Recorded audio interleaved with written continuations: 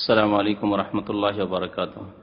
بسم الله الرحمن الرحيم. الحمد لله رب العالمين والصلاة والسلام على سيد المرسلين نبينا محمد وعلى آله وصحبه أجمعين. أما بعد، أعوذ بالله من الشيطان الرجيم. من ذا الذي يشفع عنده إلا بإذنه. মহান আল্লাহর সমস্ত প্রশংসা, দরুদ ও সালাম নাযিল হোক প্রিয় নবী মুহাম্মদ রাসূলুল্লাহ সাল্লাল্লাহু আলাইহি সাল্লামের উপর। আল্লাহুম্মা সাল্লি আলাইহি আল্লাহুম্মা বারিক আলাইহি। আজকে আপনাদের সামনে আলোচনা করব শাফাআত সম্পর্কে। যে শাফাআত হবে প্রিয় নবী মুহাম্মদ রাসূলুল্লাহ সাল্লাল্লাহু আলাইহি সাল্লামের পক্ষ থেকে তাঁর উম্মতের জন্য, এবং এছাড়াও আরও কিছু শাফাআতের প্রকরণ রয়েছে। সবগুলি সম্পর্কে আজকে শাফাআত কেমন এবং কি আর কার জন্য হবে, কে করবে, তার শর্ত কি, এ সম্পর্কে ইনশাআল্লাহ তাআলা যতদূর আল্লাহ তৌফিক দেবেন আপনাদের সামনে আলোচনা পেশ করব। শাফাআত সম্পর্কে যেমন সহি আকীদা আমাদের হইতে হবে, তেমন ভ্রান্ত ভুল আকীদা থেকে আমাদেরকে মুক্ত হইতে হবে। শাফাআত কোরআন এবং সুন্নাহ দ্বারা প্রমাণিত, শর্ত সাপেক্ষ, তার কিছু শর্ত রয়েছে। আর ভ্রান্ত শাফাআত, শিরকি শাফাআত, বিদাতি শাফাআত, যে শাফাআতের ধারণা আমাদের সমাজে রয়েছে, সে সম্পর্কে আমাদেরকে নিজের জ্ঞান রাখতে হবে, যাতে করে আমরা এই ভ্রান্তিতে ভুলে না পড়ি। শাফাআত মানে সুপারিশ করা। এই শাফাআত আসল হচ্ছে কাল কিয়ামতে, আখিরাতে, বিচার দিবসে আল্লাহ পাক রব্বুল আলামিনের নিকট দোয়া ওই ব্যক্তির জন্য যার জন্য সুপারিশ করা হবে। যিনি শাফাআত করবেন তিনি দোয়া করবেন আল্লাহ পাক রব্বুল আলামিনের দরবারে ওই ব্যক্তির জন্য যার জন্য সুপারিশ করা হবে, যে আল্লাহ একে মাফ করে দাও, এর আযাবকে দূর করে দাও, একে তুমি জান্নাত দাও ইত্যাদি, এর আযাবকে হালকা করো ইত্যাদি। যতগুলি শাফাআতের ধরন প্রকরণ রয়েছে তাতে রয়েছে একমাত্র দুয়ার বিষয়টি, দোয়া করবেন। আর এই দুয়ার বিষয়টি, শাফাআত যে দোয়া আল্লাহ পাকের নিকটে, এই কথাটি স্পষ্ট নবী করিম সাল্লাল্লাহু আলাইহি সাল্লামের যে বড় হাদিস রয়েছে বুখারী মুসলিমে অন্যান্য সহিহ কিতাবে হাদিসের, তাতে নবী সাল্লাল্লাহু আলাইহি ওয়াসাল্লাম সিজদায় অবনত হবেন এবং আল্লাহর কাছে দোয়া করতে থাকবেন। তারপরে আল্লাহ পাক রব্বুল আলামিনের আদেশ হবে, স্পষ্ট প্রমাণিত। শাফাআত মানে এই নয় যে কারো সোর্স বা ব্যাকিং এর প্রয়োগ, বল প্রয়োগ, চাপ সৃষ্টি এবং চাপের মুখে এসে কোনো কাজ করতে বাধ্য হওয়া, করে দেওয়া ইত্যাদি। যেমন দুনিয়ার ক্ষেত্রে আমরা অনেক নেতাদের কাছে এইরকম অবস্থা দেখতে পাই, যে নেতা হয়তো একটি কাজ করে দিতে চায় না, সরকারের কোনো কর্তৃপক্ষ একটি কাজ করে দিতে চায় না, কিন্তু চাপের মুখে এসে সেই কাজ করতে বাধ্য হয়। কোনো ব্যক্তি প্রভাবশালী ব্যক্তির চাপে হোক আর কোনো প্রভাবশালী শক্তির চাপে হোক, সেই কাজটি করে দিতে বাধ্য। যদি আল্লাহর ক্ষেত্রে এরকম মনে করা হয় যে যিনি শাফাআত করবেন তিনি আল্লাহ পাক রব্বুল আলামিনের উপর এমন চাপ সৃষ্টি করবেন যে আল্লাহ করতে বাধ্য হবেন, তাহলে আল্লাহ অসহায় হয়ে যান, আল্লাহ অক্ষম হয়ে যান। আল্লাহ পাকের 99টি নামের একটি নাম কাদির, সর্বশক্তিমান। তাহলে সর্বশক্তিমান কোথায়? তাহলে এমনও শক্তি আছে যে শক্তি আল্লাহকে হার মানিয়ে দিবেন, বা আল্লাহ তার শক্তির কাছে, প্রভাবের কাছে আল্লাহ পাক রব্বুল আলামিন নতি স্বীকার করে নেবেন। নাউজুবিল্লাহ। এগুলি সমস্ত কুফরি দিক, এগুলি সব কুফরি দিক। সুতরাং এই ক্ষেত্রে আমাদেরকে সঠিক আকীদা যেমন রাখতে হবে শাফাআতের, ঠিক তেমনি ভ্রান্ত শিরকি, কুফরি, বিদাতি আকীদা থেকে আমাদেরকে মুক্ত হইতে হবে। তো লেখক রহমতুল্লাহ আলাইহি শাফাআত সম্পর্কে কয়েকটি আয়াত এখানে উল্লেখ করেছেন, যে আয়াতগুলি আপনাদের সামনে প্রথম তাফসীর করে শোনায়। কোন আয়াতে আল্লাহ পাক শাফাআতকে অস্বীকার করেছেন, আবার কোন আয়াতে আল্লাহ পাক রব্বুল আলামিন শাফাআত একমাত্র আল্লাহর ইখতিয়ারভূত এ কথা উল্লেখ করেছেন। আবার কোন আয়াতে শাফাআত হবে কিন্তু আল্লাহর অনুমতি ক্রমে এবং আল্লাহর রেজামন্দির ভিত্তিতে, এই কথা উল্লেখ করেছেন। কোন আয়াতে এ কথাও উল্লেখ করেছেন যে শাফাআত কারো জন্য কাজে আসবে না। তাহলে এই বিভিন্ন রকমের আয়াত, কোন আয়াতে শাফাআতকে সাব্যস্ত করা হয়েছে, কোন আয়াতে অস্বীকার করা হয়েছে, কোন আয়াতে শর্ত আরোপ করা হয়েছে। তো এই বিভিন্ন আয়াতগুলির তাফসীর, ব্যাখ্যা তাহলে বুঝতে হবে যে শাফাআতের রূপটি আসল কেমন।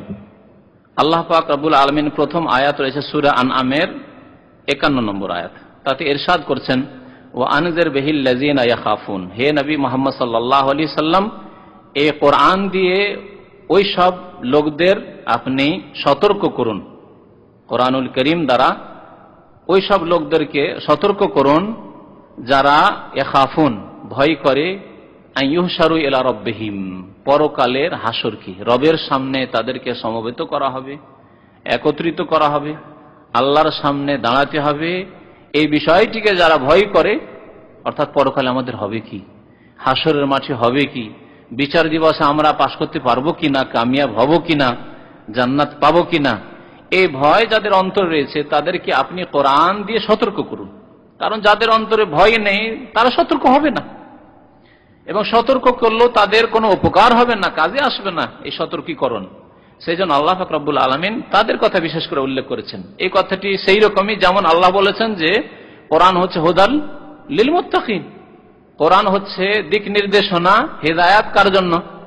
আল্লাহ বলেছেন মুত্তাকিন, আল্লাহ ভীরুদের জন্য, যারা আল্লাহকে ভয় করে। তাহলে তাদের জন্য শুধু হেদায়াত রয়েছে, গাইডলাইন রয়েছে, দিক নির্দেশনা রয়েছে, না সব মানুষের জন্য?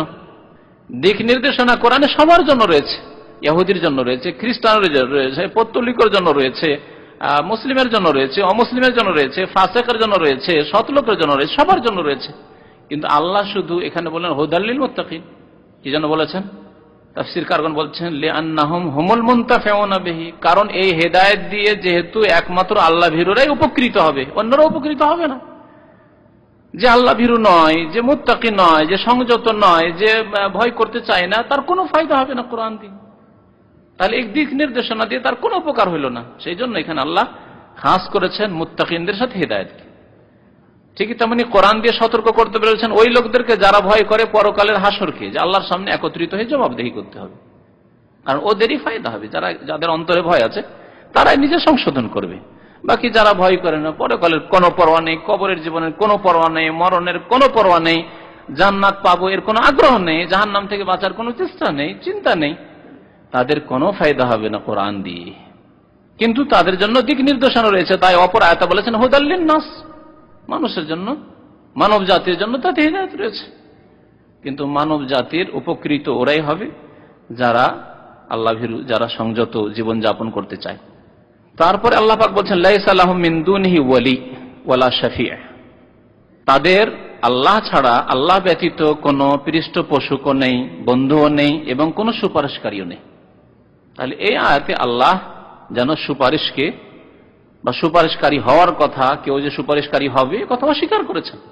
যে লাইসা লাহুম মিন দুনিহি, আল্লাহ ছাড়া তাদের কোনো বন্ধুও নেই, কোনো পৃষ্ঠপোষকও নেই, ওয়ালিও নেই, আর ওয়ালা শাফি, ওলি যে উদ্ধার করতে পারে, যে কাজে আসতে পারে। যখন সারা পৃথিবীর কোনো কিছুই কাজে আসছে না, তখন যিনি কাজে আসবেন সেই সত্তা আল্লাহ পাক রব্বুল আলামিন।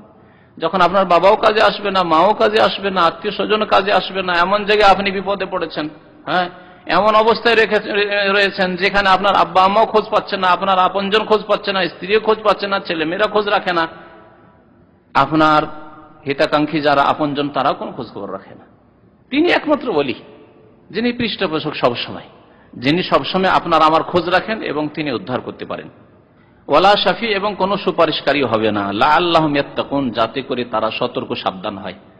আল্লাহ এই আয়াতে সুপারিশকারী হবে না এই কথা বলেছেন, অস্বীকার করা হয়েছে। কোন ক্ষেত্রে অস্বীকার, কোন ক্ষেত্রে স্বীকার, কোন ক্ষেত্রে সাব্যস্ত করা হয়েছে, কোন ক্ষেত্রে অস্বীকার করা হয়েছে, সেগুলি পরে বর্ণনা করব। আয়াতগুলি এর তরজমা সংক্ষেপে করে দিই যাতে আয়াতগুলি বুঝতে সুবিধা হয়।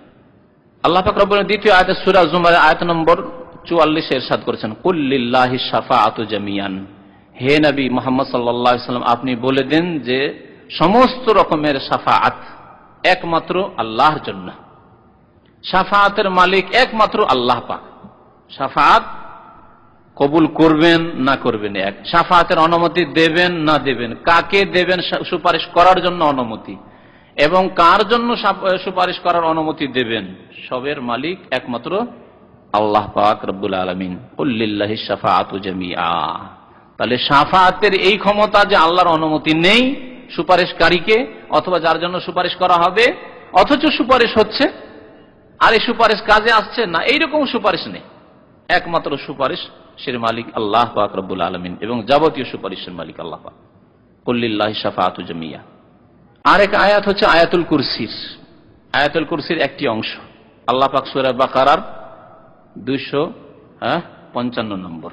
জি, আয়াতুল কুরসি, আল্লাহু লা ইলাহা ইল্লা হুয়াল হাইয়ুল কাইয়্যুম লা তাখুযুহু সিনাতুন ওয়ালা নাওম লাহু মা ফিস সামাওয়াতি ওয়া মা ফিল আরদ মান যাল্লাযী ইয়াশফাউ ইনদাহু ইল্লা বিইযনিহি।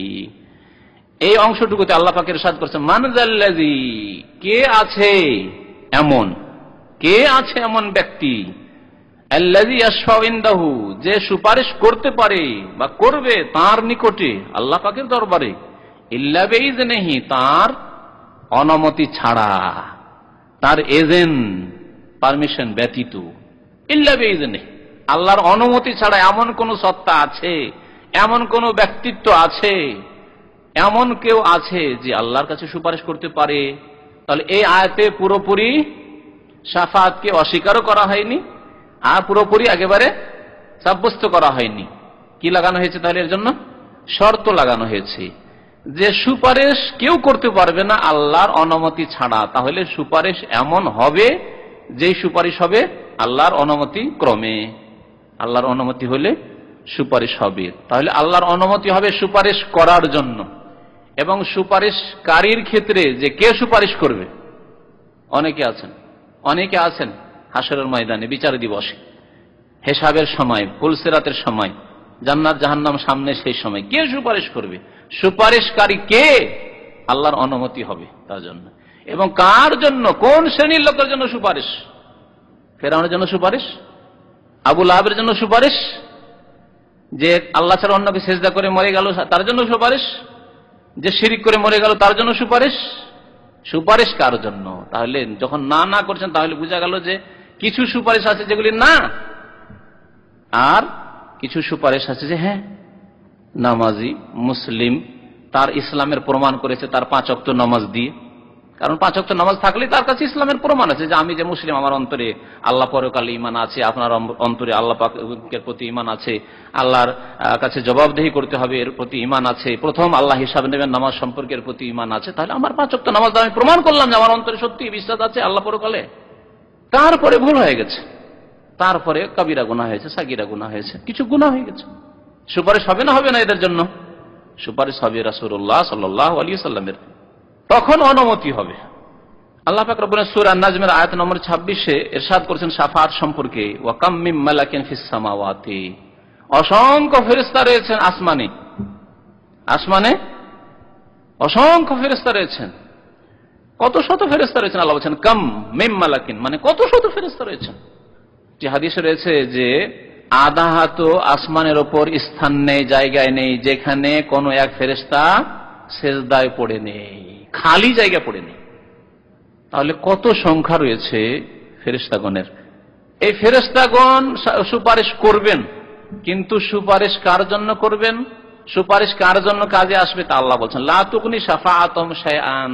এই ফেরেশতাগণের শাফাত, জিবরাইল আলাইহিস সালামের শাফাত, মিকাইল আলাইহিস সালামের শাফাত, ইসরাফিল আলাইহিস সালামের শাফাত, মালাকুল মউতের শাফাত, অন্যান্য ফেরেশতাগণের শাফাত, লা তুগনি শাফাআতুম শাইআন, তাদের শাফাত কোনো কাজে আসবে না, ইল্লা, তবে, আল্লাহ বলছেন ইল্লা, তবে কাজে আসবে, মিন বাদি আন ইয়াযানাল্লাহ, আল্লাহর অনুমতি দেওয়ার পর। আল্লাহ যখন অনুমতি দিবেন তখন শাফাত কাজে আসতে পারে। তাহলে জিবরাইল আলাইহিস সালামকে আল্লাহর কাছে অনুমতি নিতে হবে, সিজদায় পড়ে দোয়া করতে হবে আল্লাহর কাছে যে আল্লাহ তুমি আমাকে অনুমতি দাও শাফাত করার জন্য মুমিন বান্দাদের জন্য। আল্লাহর অনুমতি দেওয়ার পর কার জন্য অনুমতি দিবেন? লিমাইয়া শাও, সেই ক্ষেত্রে আল্লাহর ইচ্ছা, যার জন্য আল্লাহ চাইবেন। বলা হবে এই আব্দুল্লাহর জন্য আল্লাহ শাফাতের অনুমতি দাও, এই আব্দুর রহমানের জন্য আল্লাহ অনুমতি দাও। আল্লাহর ইচ্ছা হলে দেবেন, লিমাইয়া শাও, আল্লাহ চাইলে দেবেন, না হলে দেবেন না।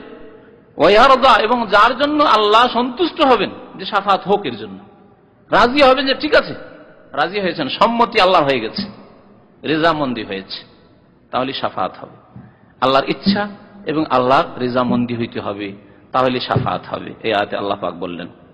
আল্লাহ পাক রব্বুল আলামিন আরেকটি আয়াতে সূরা সাবার আয়াত নম্বর 22 এবং 23 রয়েছে, কুলিদুল্লাযিনা যামতুম মিন দুনিল্লাহ, হে নবী বলে দেন মুশরিকদেরকে, আল্লাহ মুশরিকদেরকে শুনিয়ে দিতে বলছেন, উদুল্লাযিনা যামতুম মিন দুনিল্লাহ, তোমরা ডাকো ওইসব দেবী দেবতাকে, ওইসব পীর মুর্শিদকে, আল্লাযিনা যামতুম মিন দুনিল্লাহ, যাদের সম্পর্কে তোমাদের ধারণা ছিল যে আল্লাহকে বাদ দিয়ে যে আল্লাহ তো আছেন কিন্তু এরাও আমাদেরকে উদ্ধার করতে পারেন।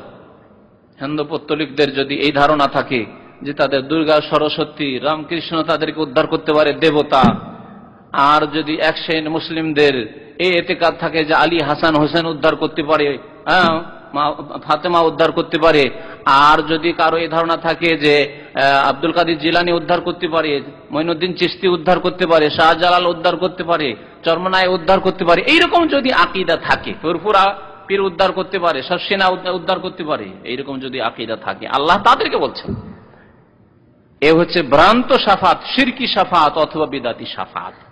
যদি এইরকম ধারণা থাকে যে এরা যা ইচ্ছা তাই করতে পারবেন, তাহলে কুফরি শাফাত, বা এদেরকে আল্লাহ এতটা ক্ষমতা দিয়ে দিয়েছেন যে তারা ইচ্ছা করলে আসো আমার হাত ধরো আর চলো, আমার পিছনে পিছনে লাইন ধরো, তোমাদেরকে নিয়ে জান্নাতে যাবো, এই ক্ষমতা দিয়ে দিয়েছেন, তাহলে শিরকি শাফাত, আল্লাহর সাথে তারা শরীক করে দিল তাদেরকে।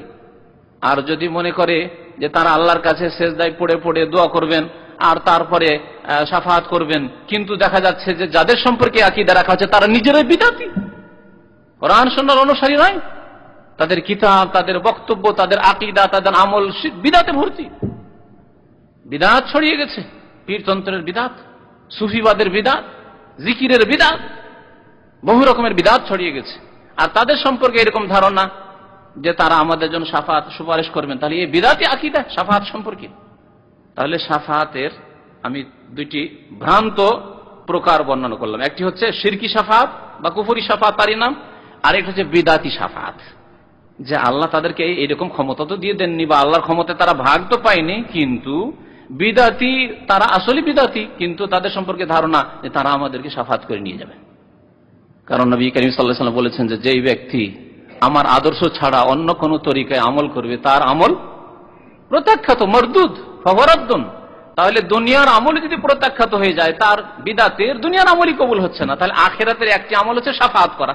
এই বিষয়টি আরো স্পষ্ট হয়ে যাক আপনাদের সামনে। নবী সাল্লাল্লাহু আলাইহি ওয়াসাল্লাম কি বলছেন, মান আমেলা আমালান, যদি কেউ এমন কোন আমল করে লাইসা আলাইহি আমরুনা, আমার তরিকা মোতাবেক না, জিকির করলো, ভাই 6 লতিফার জিকির করেন, কলবে এইভাবে জিকির করবেন, তারপরে আপনাদের জিকিরের এই কোর্স, তারপরে আল্লাহ আল্লাহ জিকির করেন, বলেন আল্লাহ আল্লাহ, বলেন আল্লাহ আল্লাহ, এইসব জিকির শিখালো। আল্লাহর নবী জীবনে করেননি, তার 1,24,000 বেশি সাহাবে কেরাম তারাও করেননি, এগুলি শিক্ষা দিল আপনাদের ওই মুরব্বীরা, পীরেরা, ওস্তাদরা। আর তাহলে তাদের দুনিয়ার এই আমলই কবুল হলো না। নবী কি বলছেন সাল্লাল্লাহু আলাইহি সাল্লাম, ফাহুয়া রাদ্দুন, তাদের এই আমলগুলি প্রত্যাখ্যাত, আল্লাহ কবুল করেননি। তাহলে দুনিয়ারই আমল যখন কবুল হলো না, তা এই বিদাতীদের আখিরাতের একটি আমল হচ্ছে আপনাদের ধারণায় যে আপনাদের জন্য, এই ভক্তদের জন্য, মুরিদানের জন্য তারা শাফাত করবে। এই শাফাত কি হবে, কবুল হবে না রদ্দুন হবে, ফাহুয়া রাদ্দুন, প্রত্যাখ্যাত। তো আল্লাহ পাক ইরশাদ করছেন যে হে নবী, ওই লোকদেরকে বলে দেন, মুশরিকদেরকে, কি উদউল্লাযিনা জামতুম মিন দুনিল্লাহ, তোমরা ডাকো দেখি, ডাকো রামকে, ডাকো তোমাদের উদ্ধার করুক, ডাকো তোমাদের কৃষ্ণকে, ডাকো দুর্গাকে, ডাকো ডাকো তোমাদের জিলানিকে, ডাকো উদ্ধার করুক একটু, বালা মুসিবত, এই সেনাবাহিনীগুলোকে উড়িয়ে দিক, একটু লোহিত সাগরে ভাসিয়ে দিক। আর অত দূর যদি মুশকিল হয় লোহিত সাগরে পৌঁছানো বা আটলান্টিকে আর প্রশান্ত এত দূরে পৌঁছানো যদি মুশকিলই হয়, তো কমের পক্ষে এই যে আরব উপসাগর তো পাশে আছে এখানে, তাই না, 1 কিলোমিটার দূরে আছে আরব উপসাগর থেকে, আর ইরাকের বর্ডারে লেগে আছে, বাগদাদের কাছাকাছি লেগে আছে, তো এখানে ভাসিয়ে দিক। আর এত দূরে যদি মুশকিল হয়, তো দুটি খুব বড় বড় নদী রয়েছে, হ্যাঁ, দাজলা আর ফোরাত রয়েছে, দাজলা ফোরাতে ভাসিয়ে দিক ওদেরকে, আছে ক্ষমতা। যাকে গৌসুল আজম উপাধি দিয়ে দিল মুশরিকরা, মহান উদ্ধারকারী আব্দুল কাদের জিলানী, পীরানে পীর, দস্তগীর, হাত ধরে উদ্ধারকে, দস্ত মানে হাত আর গির মানে পকড়নে ওয়ালা, ধারক, হাত ধরে মুরিদানদেরকে উদ্ধার করে, ভক্তদেরকে উদ্ধার করে। বলছি তো একটু ধরুক এই জালেমদেরকে, ধরে নিয়ে গিয়ে দাজলা আর ফোরাতে ডুবিয়ে দিক ক্ষমতা থাকলে। আল্লাহ বলছেন উদউল্লাযিনা, ওদেরকে ডাকো, দোয়া করো জিলানির কাছে, চিশতির কাছে, জামতুম মিন দুনিল্লাহ, যাদের সম্পর্কে তোমাদের এই ধারণা আল্লাহকে বাদ দিয়ে, যে আল্লাহ ছাড়াও কেউ উদ্ধার করতে পারে, বালা মুসিবত দূর করতে পারে, মনের বাসনা কামনা পূরণ করতে পারে, সন্তান দিতে পারে, রোগের আরোগ্য দান করতে পারে। লা ইয়ামলিকুনা মিসকালা যাররাতিন ফিস সামাওয়াতি ওয়ালা ফিল আরদ, আল্লাহ বলছেন তারা আসমানে বা জমিনে জাররা পরিমাণ কোনো কিছুর মালিক না। জাররা মানে কি, জাররার এর আগে তাফসীর করেছিলাম কয়েকটি। আজকাল নতুন অর্থে জাররা হচ্ছে অণুপরমাণু।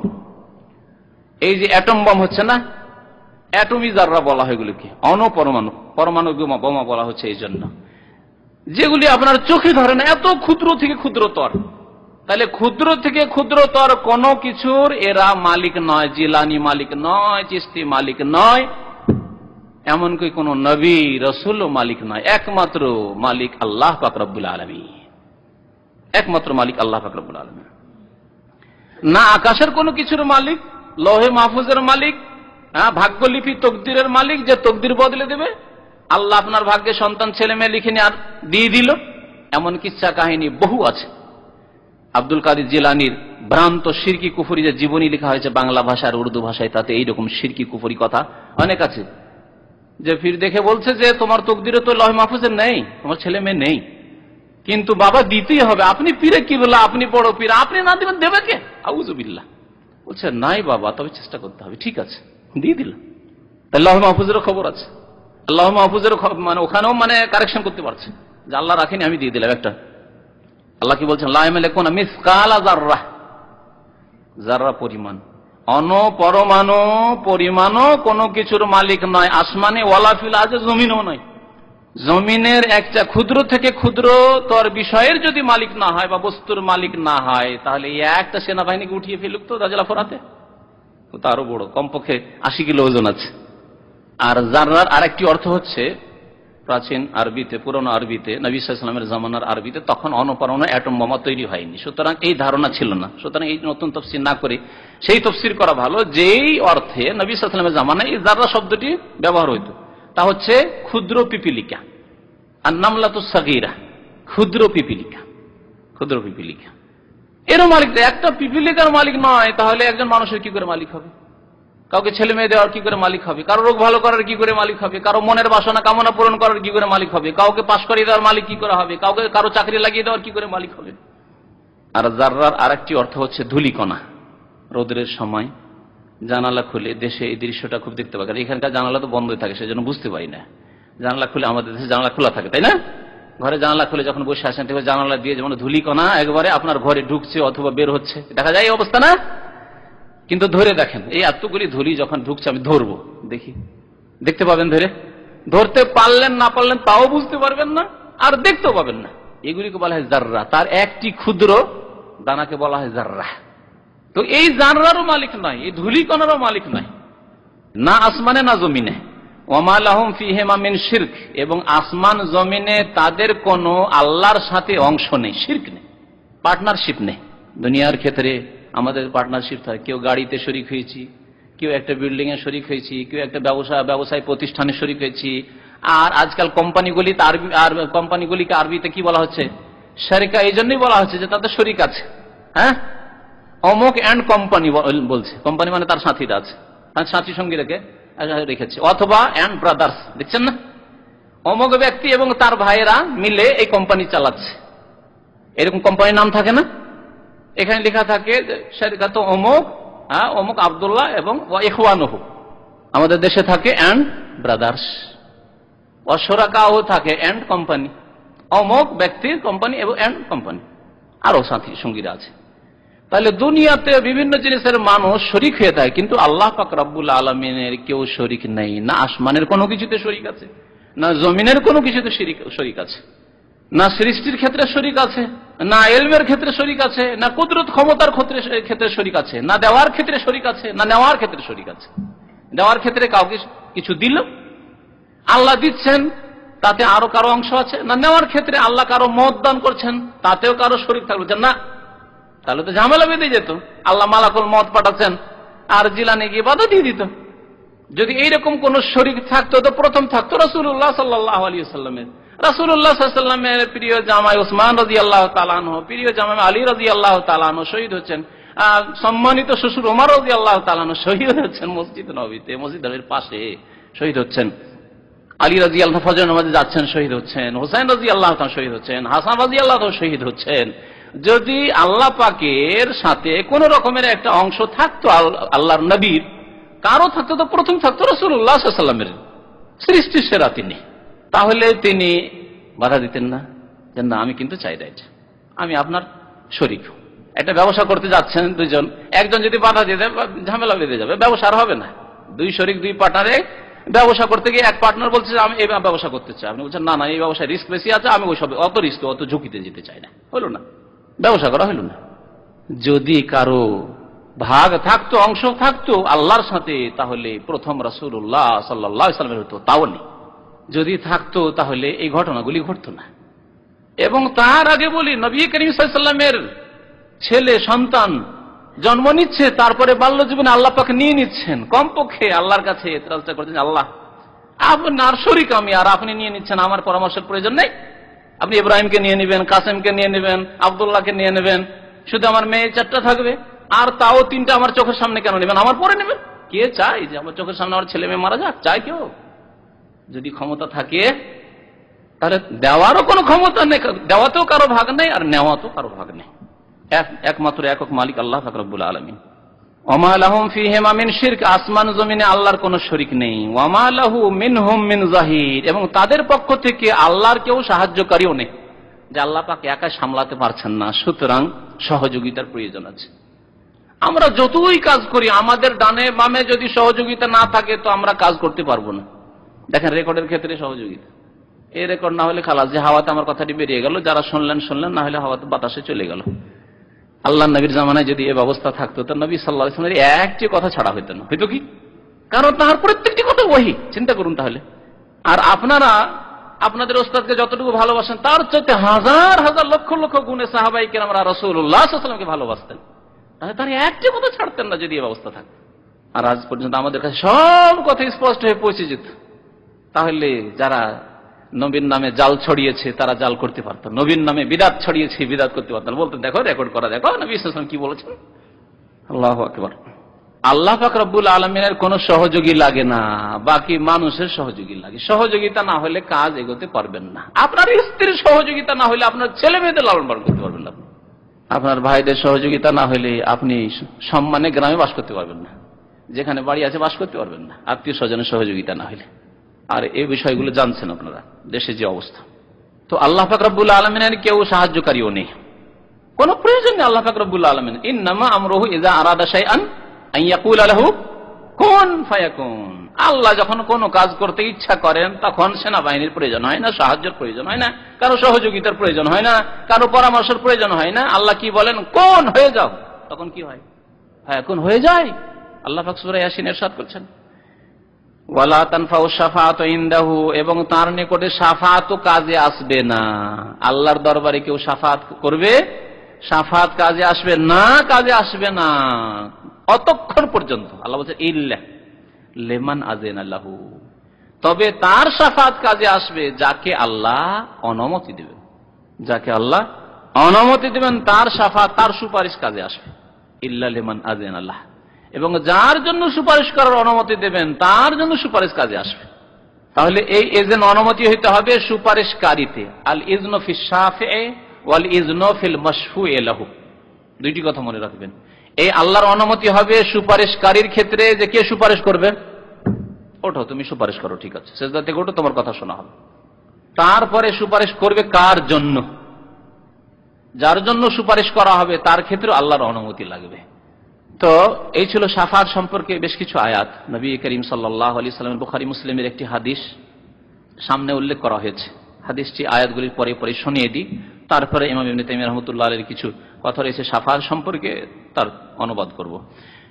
আবু হুরায়রা রাদিয়াল্লাহু তাআলা আনহু হাদিসটি বর্ণনা করেছেন যে তিনি জিজ্ঞাসা করলেন, ইয়া রাসূলুল্লাহ, হে আল্লাহর রাসূল, মান আসআদুন নাসি বিশাফাআতিকা ইয়াউমাল কিয়ামাহ, কিয়ামতের দিনে বিচার দিবসে আপনার শাফাতের সবচেয়ে বেশি হকদার অধিকারী কে হবে? কে পাবে আপনার শাফাত ইয়া রাসূলুল্লাহ? আপনার শাফাত কে পাবে? মান আসাদুন নাস বিশাফাতিক, কাল নবী সাল্লাল্লাহু আলাইহি ওয়াসাল্লাম বললেন, মান ক্বালা লা ইলাহা ইল্লাল্লাহ আসআদুন নাস বিশাফাতি ইয়াউমাল কিয়ামাতে মান ক্বালা লা ইলাহা ইল্লাল্লাহ খালিসাম মিন কলবিহি। আরেকটি রিওয়ায়াত রয়েছে খালিসাম মিন নাফসিহি, কলবিহির জায়গায় নাফসিহি রয়েছে, অর্থ একই। সবচেয়ে বেশি আমার শাফাত সুপারিশের হকদার অধিকারী যে পাওয়ার যোগ্য সে কে? যেই ব্যক্তি বলবে লা ইলাহা ইল্লাল্লাহ, আল্লাহ ছাড়া কেউ সত্য মাবুদ নেই, এ কথা বলল, এবং রাসূলুল্লাহ সাল্লাল্লাহু আলাইহি ওয়াসাল্লামের রিসালাতের শাহাদাত দিল, মুহাম্মাদুর রাসূলুল্লাহ, মুহাম্মদ সাল্লাল্লাহু আলাইহি ওয়াসাল্লাম আল্লাহর রাসূল। ইবাদত একমাত্র আল্লাহ তোমার, আর তরিকা একমাত্র তোমার নবী মুহাম্মদ সাল্লাল্লাহু আলাইহি ওয়াসাল্লামের। এই দুইটি কথা যে ব্যক্তি বলল, তাহলে যদি ইবাদত একমাত্র আল্লাহর জন্য না হয়ে সিজদা করা যেতে পারে। কালকে এক ভাই বলছেন যে চিটাগাঙ্গের এক কবর পূজারী বলছে যে আমরা সুন্নি, তারা সুন্নি। আর সুন্নির অবস্থা দেখেন, শুনে শুনে মুসলমান শুনেছে যে ভারতে আল্লাহ ছাড়ার পূজা হয়, তাই শুরু করে দিয়েছে। সুন্নি মুসলমান, এটা হচ্ছে আমাদের দেশি সুন্নি। আসল কোরআন হাদিসের সুন্নি হচ্ছে যারা কোরআন সুন্নাহর অনুসারী, এরা হলো আসল সুন্নি। আর ইন্ডিয়া, বাংলাদেশ, পাকিস্তানে যারা নিজেদেরকে সুন্নি বলে, তারা শুনে শুনে মুসলমান। শুনেছে যে ভারত উপমহাদেশের অধিকাংশ লোক হয় দুর্গাকে সেজদা করে, না হয় দরগাকে সেজদা করে, সম্মান সূচক সেজদা করে, দুই রকম সেজদা করে। নামাজের সেজদা তো আল্লাহর জন্য করে, কিন্তু কবর মাজারে গিয়ে তাজিমের সেজদা করে, শুনে শুনে মুসলমান। আমি এই ব্যাখ্যা করি এই সুন্নিদের, বুঝলেন না, যে এরা হলো এইরকম সুন্নি। তো কি বলছিলাম, সেই লোকটি বলছে যে আমরা সুন্নি, আর আমাদের বিশ্বাস যে সেজদা দুই রকম, একটা সম্মানের সেজদা, তাজিমের সেজদা, যেটা ওলিয়া উলিয়া পীর মাশায়েখদেরকে করি, আমরা কবর মাজারে করি। হ্যাঁ, এই আকীদা, এটি হচ্ছে ধর্ম তাদের। এটি ভুল নয় চুরি করা ডাকাতি করার মতো। আর চোর ডাকাত চুরি করে ডাকাতি করে আর বলে না যেটা ধর্ম, বলে আমাদের অপকর্ম। ধর্ম না বলে কি করে, বলে যেটা অপকর্ম, আমাদের পাপ, আমরা পাপিষ্ঠ গুনাহগার। কিন্তু কবরে সিজদা করে আর বলে এর নাম হচ্ছে ইসলাম ধর্ম, এর নাম ইসলাম ধর্ম, আর নিজেকে বলে সুন্নি। নবী করিম সাল্লাল্লাহু আলাইহি ওয়াসাল্লাম কি বলছেন, মান ক্বালা লা ইলাহা ইল্লাল্লাহ, যে বলবে যে আল্লাহ ছাড়া কেউ উপাস্য নেই, সিজদার হকদার নেই, দুয়ার হকদার নেই, উদ্ধারকারী নেই, সন্তান দাতা নেই, রোগ দাতা নেই, রোগ ভালো করার মালিক নেই, লা ইলাহা, কোন মাবুদ নেই, উপাস্য নেই বরহক, বাকিগুলি সব বাতিল, ইল্লাল্লাহ, আল্লাহ ছাড়া। একমাত্র আল্লাহর জন্য সমস্ত এই রকমের ইবাদতকে সুনির্দিষ্ট করে। এক। দুই নম্বর হচ্ছে একমাত্র ইবাদত বন্দেগী যে আল্লাহর করে, তা কার তরিকায়, মুহাম্মদুর রাসূলুল্লাহ সাল্লাল্লাহু আলাইহি ওয়াসাল্লামের তরিকায়। তারা তরিকাকে ভাগ করেনি যে আমাদের নামাজ হচ্ছে, আমাদের নামাজ আলাদা আর আরবের নামাজ আলাদা, এইভাবে ভাগ করেনি তারা। তারপরে আবার এই ভাগ করেনি যে আল্লাহকে পাওয়ার জন্য কোন একটা তরিকা লাগে, কোন তরিকা, ওই মুহাম্মদী তরিকা যথেষ্ট হলো না, ওটা তো আছে, ওটা থাক, সাইডে থাক। আসল তরিকা হচ্ছে কোন তরিকায় তুমি আছো, চিশতি, হ্যাঁ, না সাহারওয়ার্দী, না কাদেরি, না নকশবন্দি। আবার এগুলি শাখা প্রশাখা হয়েছে, যেমন চরমনাইওয়ালা বলে চিশতিয়া সাবেরিয়া, হ্যাঁ, আবার কোনটা ফুরফুরা শস্যিনা, আর কোনটা বলে নকশবন্দিয়া, কোনটা মুজাদ্দিদি তরিকা, তাতে শাখা প্রশাখা মুজাদ্দিদি তরিকা, ইত্যাদি ইত্যাদি। তরিকার অভাব নেই। দুনিয়ার মধ্যে সবচেয়ে বেশি তরিকা বাংলাদেশে রয়েছে, এই বিদাতি তরিকাগুলি। মুহাম্মদুর রাসূলুল্লাহ সাল্লাল্লাহু আলাইহি ওয়াসাল্লাম তরিকা ছাড়া, ওয়া আলা মিল্লাতি রাসূলিল্লাহ, রাসূলুল্লাহ সাল্লাল্লাহু আলাইহি ওয়াসাল্লাম মিল্লাত ছাড়া, তরিকা ছাড়া, এই সব তরিকা সবচেয়ে বেশি কিন্তু বাংলার জমিনে রয়েছে। কলেমা পড়ছেন মুহাম্মদুর রাসূলুল্লাহ শাফাত পাওয়ার জন্য, আর বলছেন যে আমরা তার সাথে চিশতিয়া সাবেরিয়া হইতে হবে, আমাদের মুরিদ হইতে হবে, বা আমাদের পীরকে ধরতে হবে। যার এই তরিকা নেই তার কোনো মুক্তি নেই, যার পীর নেই তার পীর শয়তান। এসব শিরকি কুফরি বেদাতি কথাই ডুবে রয়েছেন। তাহলে শাফাত কি করে হবে? শাফাত কার জন্য হবে? যে ব্যক্তি লা ইলাহা ইল্লাল্লাহ মুহাম্মাদুর রাসূলুল্লাহ বলল, শুধু বললই না, মন্ত্রের মতো মুখ দিয়ে, খালিসাম মিন কলবিহি, অন্তরের অন্তরস্থল থেকে, খুলুসিয়াতের সাথে, অন্তর থেকে নির্ভেজাল নিখুঁত করে, খালেস অন্তর থেকে, খালিসাম মিন নফসিহি, তার মনের খুলুসিয়াতের সাথে, আন্তরিকতার সাথে, নফস মন। তাহলে যে ব্যক্তি মনের, হৃদয়ের, অন্তরস্থল থেকে যেই ব্যক্তি এই কলিমা বলবে, সে বলল অন্তর থেকে লা ইলাহা ইল্লাল্লাহ, আল্লাহ ছাড়া কেউ আমার মাবুদ নেই, আমার ইবাদত বন্দেগী আল্লাহ ছাড়া কারো জন্য নেই, সে কি বেনামাজি হতে পারে? আল্লাহ একমাত্র তোমার ইবাদত করি। আর প্রথম ইবাদত আল্লাহ বলছেন, তুমি কলিমা পড়েছো, প্রথম ইবাদত কি? নামাজ। আসে নামাজ পড়ে না, বা খেয়াল খুশি পড়ে, 4 পড়ে, 3 পড়ে, কোনদিন 5, কোনদিন 3, কোনদিন 2, কোনদিন পড়লো না পড়লো, জুমাটা পড়ে, এরকম হইতে পারে? আবার এদের জন্য শাফাত হবে? কখনো শাফাত হবে না। ওই আয়াতগুলি স্মরণ করিয়ে দিই। আল্লাহ কি বলছেন? ফি জান্নাতিন ইয়াতাসাআলুনা আনিল মুজরিমিন, জান্নাতে জান্নাতীরা গিয়ে জিজ্ঞাসা করবেন তারা মুজরিমিন, অপরাধীদের সম্পর্কে। এদেরকে অপরাধী বলা হয়েছে, ক্রিমিনালের। অপরাধীদের সম্পর্কে জিজ্ঞাসা করবে যে মা সালাকাকুম ফি সাকার, অপরাধীরা জাহান্নামে চলে গেছে, জাহান্নামীদেরকে জিজ্ঞাসা করে, এই জাহান্নামীরা আমাদের গ্রামে বাস করতে, আমাদের কোম্পানিতে চাকরি করতে, একসাথে থাকতে, একই সাথে স্কুল কলেজে লেখাপড়া করেছি, মা সালাকাকুম ফি সাকার, জাহান্নামে কেন চলে গেলে? কি ব্যাপার, তোমরা জাহান্নামে কেন? তখন তারা প্রথম উত্তর কি দিবে বলুন? কালু লাম নাকু মিনাল মুসাল্লিন। তারা প্রথম উত্তর দেবে যে আমরা নামাজ পড়তাম না। আমাদের জাহান্নামে আসার মুখ্য কারণ, যারা মুসলিম পরিবারে জন্ম নিয়েছে অথচ জাহান্নামে, মুসলিম বন্ধু বান্ধব বেনামাজি, তারা বলবে লাম নাকু মিনাল মুসাল্লিন, আমরা নামাজ পড়তাম না। তাহলে জাহান্নামে যাওয়ার মুখ্য কারণ হচ্ছে কি? এ মুসলিম উম্মতের, যারা মুসলিম বংশে জন্ম নিয়েছে আর তারা জাহান্নামে যাবে, তাদের মুখ্য কারণ হচ্ছে বেনামাজি হওয়া। আল্লাহ স্বয়ং সাক্ষী দিচ্ছেন, কালু লাম নাকু মিনাল মুসাল্লিন ওয়া লাম নাকু নুতইমুল মিসকিন, আর মিসকিনদেরকে আমরা অন্নদান করতাম না, অর্থাৎ ফরজ যাকাত ওসর আদায় করতাম না। তাহলে দ্বিতীয় কারণ হচ্ছে মুসলিমদের জাহান্নামে যাওয়ার, যারা নামাজও পড়ছে কিন্তু বখিলি কৃপণতা করে যাকাত দিচ্ছে না, কোথায় যাবে? জাহান্নামে যাবে। ওয়া লাম নাকু নুতইমুল মিসকিন ওয়া কুননা নাখুযু মাল খায়দিন, আর বলবে যে আমরা সময়কে নষ্ট করেছি খেল তামাশায়।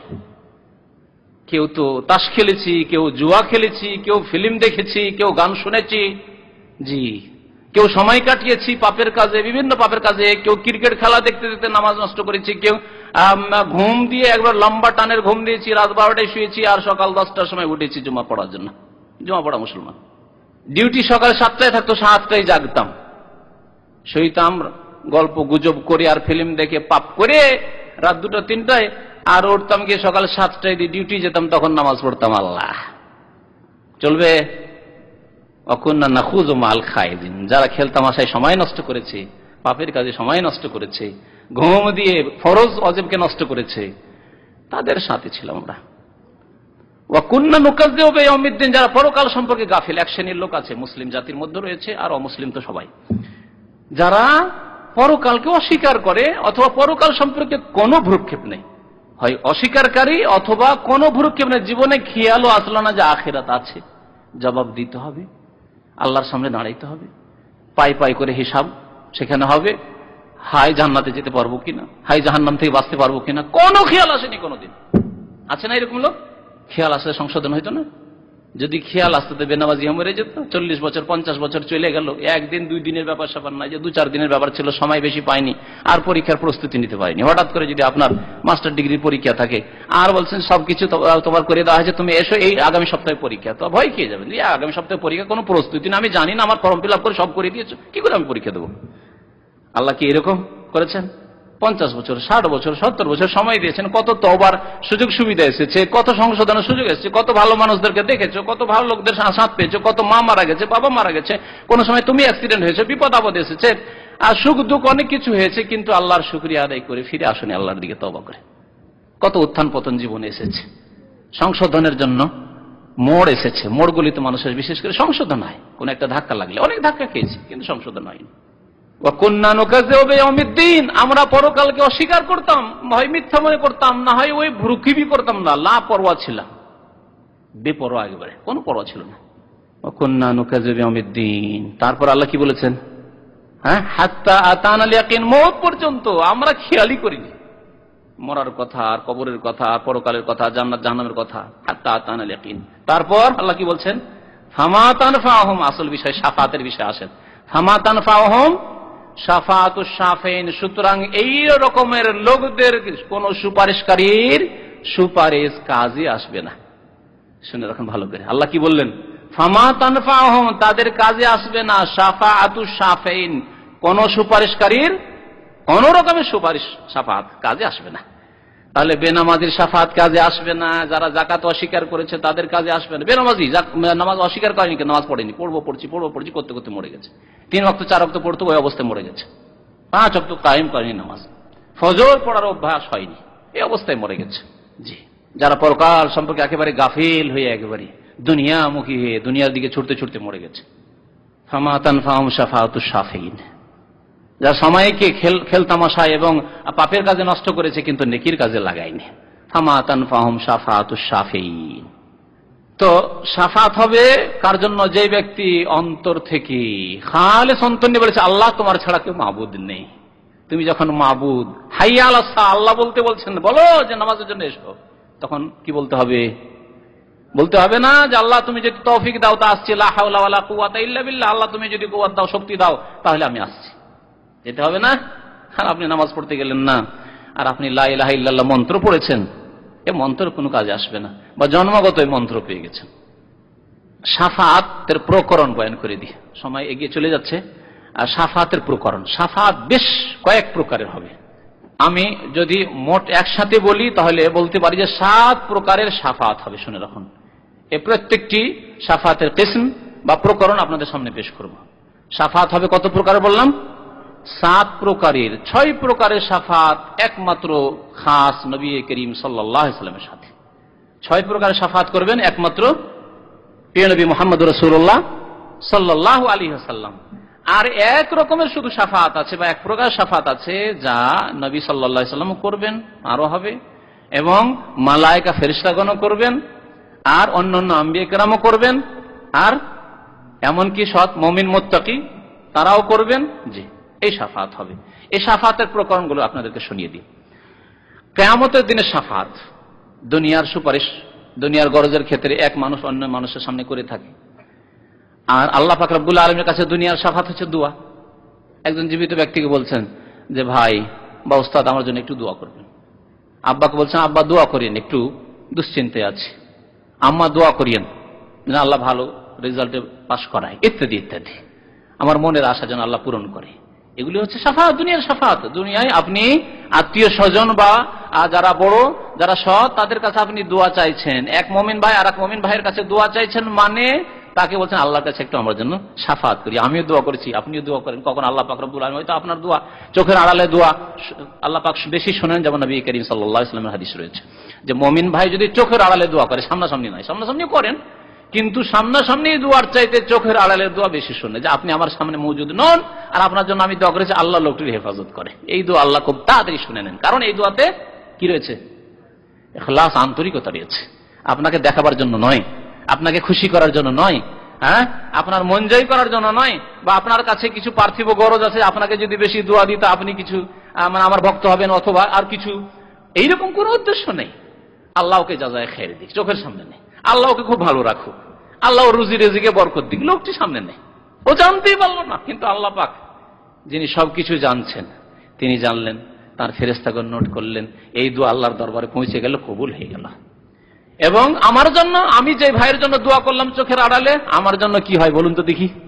আপনার জন্য আপনি চোখের আড়ালে আমার জন্য দোয়া করছেন, অন্য কোনো ভাইয়ের জন্য দোয়া করছেন, যে কোনো মুসলিম ভাই হোক না কেন দোয়া করছেন আপনি, তাহলে আপনি কি পাবেন?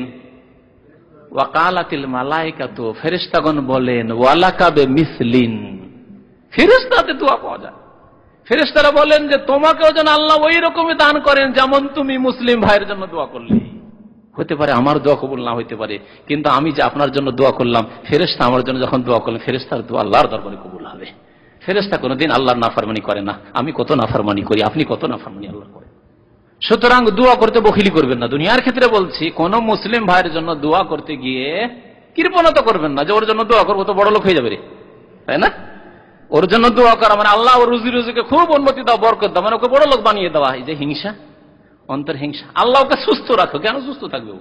হিংসা, হিংসা করে কিছুই কমানো যায় না, বরং নিজের আমল নেকি ধ্বংস হয়ে যায়। শুনে রাখুন, কমানো যায় না। আল্লাহ যা ওর ভাগ্যে রেখেছে তা পাবে, কিন্তু আপনি নিজের নেকি নষ্ট করলেন, নিয়তটা খারাপ করলেন, আর মনে মানসিক অশান্তি যদি বেড়েই চলে যাচ্ছে। আরে আমি চাই না যে ওই লোকটি বাড়ুক, তারপরে বেড়ে চলে যাচ্ছে।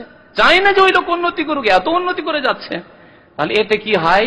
মনের এত জ্বালা হয় যে যাই জ্বালাতে রাত্রে গিয়ে ঘুম আসে না, মানসিক অশান্তি। তাহলে যে হিংসুকের মানসিক অশান্তি রয়েছে, আর দুনিয়ার অশান্তি রয়েছে, আখেরাতের অশান্তি রয়েছে। আর মানসিক অশান্তির কারণে দৈহিক অশান্তি হয়। যখন হিংসার জ্বালায় ঘুম আসে না, তখন শরীর খারাপ, ঘুমায়নি সারা রাত, অনিদ্রা, তখন কি হয়? স্বাস্থ্যের অবনতি ঘটে। তাহলে দুনিয়াও ধ্বংস করলেন, আর আখেরাতের নেকির যে আপনার পাহাড় ছিল, নেকি করেছিলেন, নামাজ রোজার নেকি, সেগুলিও ধ্বংস করলেন আপনি। সুতরাং খবরদার, কারো হিংসা করবেন না, বরং মুসলিম ভাইদের জন্য দোয়া করবেন। এমনকি মুসলিম যদি ফাসিক হয় তার জন্য হেদায়েতের দোয়া করেন। মুসলিম যদি বিদাতি হয়, মুসলিম কিন্তু বিদাতি, হেদায়েতের দোয়া করেন।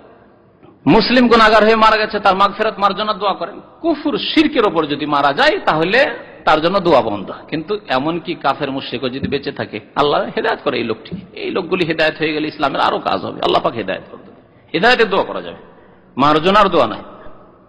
তো শাফাত নবী করিম সাল্লাল্লাহু আলাইহি সাল্লামের হবে, যে শাফাতগুলি সবচেয়ে বড় শাফাত, যে শাফাতকে শাফাতে কুবরা বলা হয় বা শাফাতে ওজমা বলা হয়, ওজমা আজিম থেকে আর কুবরা কবির থেকে, মানে বৃহৎ শাফাত, সবচেয়ে বড় শাফাত।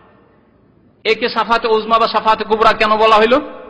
এজন্য এই শাফাত হবে শুধু এই উম্মতের জন্য না, এই শাফাত হবে আদম আলাইহিস সালাম থেকে শুরু করে যত জাতি যত উম্মত এসেছে সমস্ত উম্মতের জন্য, শেষ উম্মত পর্যন্ত। বিচার দিবসে হাসরের মাঠে ত্রাহি ত্রাহি করছে মানুষ, ঘামে হাবুডুবু করছে, আর গরমে আর বরদাস্ত হচ্ছে না, হিসাব কখন হবে, হিসাব শুরু হয়নি। আল্লাহ পাকের কাছে কে দরখাস্ত করবে এই হিসাবের জন্য, যে আল্লাহ তুমি হিসাব নাও, একটা কুল কিনারা লাগুক? এই শাফাত কে করবেন? প্রিয় নবী মুহাম্মদ রাসূলুল্লাহ সাল্লাল্লাহু আলাইহি ওয়াসাল্লাম। এই শাফাতের জন্য মানুষ দৌড় দিয়ে যাবে, এক এক গোত্রের কিছু প্রতিনিধি বের হবে, নেতারা বের হবে আর দৌড় দিবে। আছে না, কোনো সমস্যা হলে কিছু নেতা টাইপের লোক থাকে, ওরা তখন নেতাগিরি করে না, দুনিয়ার ক্ষেত্রে দেখি। তো আখেরাতে ওইরকম বেশ কিছু লোক দৌড়ে ছোটাছুটি করবে, সবাই ছোটাছুটি করতে পারে না, কিছু লোক ছোটাছুটি করবে, কি করতে হবে, সবার পরামর্শ যুক্তি হবে যে এক কাজ করা যাক, আদম আলাইহিস সালাম আমাদের পিতা, সবার পিতা, তিনি নূহ আলাইহিস সালামের পিতা, মুসা আলাইহিস সালামের পিতা, ঈসা আলাইহিস সালামের পিতা, ইব্রাহিম আলাইহিস সালামের পিতা, আর আমাদের পিতা, সবার পিতা। চলি আমরা সবাই গিয়ে আদম আলাইহিস সালামকে ধরি। আবু না আদম গেল, ওখানে গিয়ে আদম আলাইহিস সালামের কাছে গিয়ে বলবে যে সুপারিশ করেন, আমাদের হিসাব নিকাশ হোক, এটা কুল কিনারা লাগো। তিনি কি বলবেন? নফসি নফসি, আমি আমাকে নিয়ে ব্যস্ত আছি, নফসি, আমার যে কি হবে, আমার কি হয়, আমার কি হবে, ইযহাবু ইলা গায়রি, আমার ছাড়া আর কাউকে খুঁজে, আমার দ্বারা হবে না, আমার দ্বারা হবে না। হাদিসে আরো বিস্তারিত কিছু কথা আছে, তিনি ওই ভুলের কথা স্মরণ করবেন, যে আমার তো ভুল হয়ে গেছে, যে ফল খেতে নিষেধ করেছে আমি খেয়ে ফেলেছি। তো ওইসব বিস্তারিত আর ওইদিকে যাচ্ছে না, সংক্ষেপ করে দিচ্ছে অন্যান্য নবীর ক্ষেত্রে। তারপরে তারা পরামর্শ করে যাবেন নূহ আলাইহিস সালামের দিকে। প্রথম রাসূল তিনি, শিরক, কুফরি, পুতুল পূজা, আল্লাহ ছাড়া অন্যের পূজার বিরুদ্ধে যিনি দাওয়াত নিয়ে এসেছিলেন, তাওহীদের দাওয়াত, তিনি হচ্ছেন নূহ আলাইহিস সালাম। তার কাছে যাই আমরা, সবাই যাবে, সেখানে দরখাস্ত করবে যে মানুষের অবস্থা তো আপনি দেখতেই পাচ্ছেন, একটু আল্লাহর কাছে সুপারিশ করেন যেন আমাদের হিসাব হয়ে যায়, যা হবার একটা হয়ে যায় যেন। নূহ আলাইহিস সালাম বলবেন যে নফসি নফসি ইযহাবু ইলা গায়রি, আমার দ্বারা হবে না, যাও, আমি নিজের চিন্তা নিয়ে ব্যস্ত আছি, যাও অন্য কারো কাছে চলে যাও। তারা যাবেন তখন কার কাছে? ইব্রাহিম আলাইহিস সালামের কাছে যাবেন। ইব্রাহিম আলাইহিস সালাম বলেছেন না, আমার দ্বারা হবে না, নফসি নফসি, আমার দ্বারা হবে না। তিনিও তার এক একটু এর কথা, দোষের কথা, যদিও সেই দোষ নয়, কিন্তু তিনি সেগুলোকে নিজের দোষ মনে করবেন। যারা বড় ব্যক্তিত্ব, ভুল না হইলেও নিজের অনেকগুলি ক্ষুদ্র বিষয় রয়েছে যেগুলিকে তারা ভুল মনে করে। তো তিনি বলেছেন আমার দ্বারা হবে না, যাও, ইযহাবু ইলা গায়রি, আমার ছাড়া আর কাউকে খুঁজো গিয়ে। তারা ছুটে আসবেন মুসা আলাইহিস সালামের দিকে। মুসা আল্লাহর কলিম, আল্লাহ কথা বলেছেন স্বয়ং তার সাথে তোর পাহাড়ে, যাই মুসা আলাইহিস সালামের কাছে। মুসা আলাইহিস সালাম বললেন যে না, নফসি নফসি ইযহাবু ইলা গায়রি, আমার ছাড়া আর কাউকে খুঁজো, আমার দ্বারা হবে না, আমিও ভুল করেছি, আমার দ্বারা হবে না, আমার এই সাহস হয় না, আল্লাহর সামনে এই হিম্মত হয় না যে আমি গিয়ে কথা বলবো, নিজেকে নিয়ে আমি পেরেশান আছি। সবাই পেরেশান থাকবে। আর সেই সময় পীরেরা গিয়ে চরমনায়ের বক্তব্য, অনেক লম্বা বক্তব্য হয়েছে, শেষখানে বলছে আল্লাহর আশেকগণ বলবে আল্লাহ কই, আল্লাহ কই, আমার মাসুক কই, মাসুক কই, ছুটবে শুধু। আম্বিয়ারা এরকম পেরেশান থাকবেন, আর এরা এ ভণ্ডরা বলে আমার মাসুক কই, মাসুক, আল্লাহ কই, সেখানে ছুটবে। বুঝতে পেরেছেন কি ভণ্ডামি, ধর্মের নামে কি ভণ্ডামি, কি ভাওতাবাজি, ধোকাবাজি। সবাই ছুটে আসবেন ঈসা আলাইহিস সালামের কাছে যে আপনি সুপারিশ করুন। তিনি বলবেন যে নফসি নফসি ইযহাবু ইলা গায়রি, আমি নিজের নফস নিয়ে পেরেশান আছি, নিজেকে নিয়ে পেরেশান আছি, যাও আমার ছাড়া আর কাউকে খুঁজো।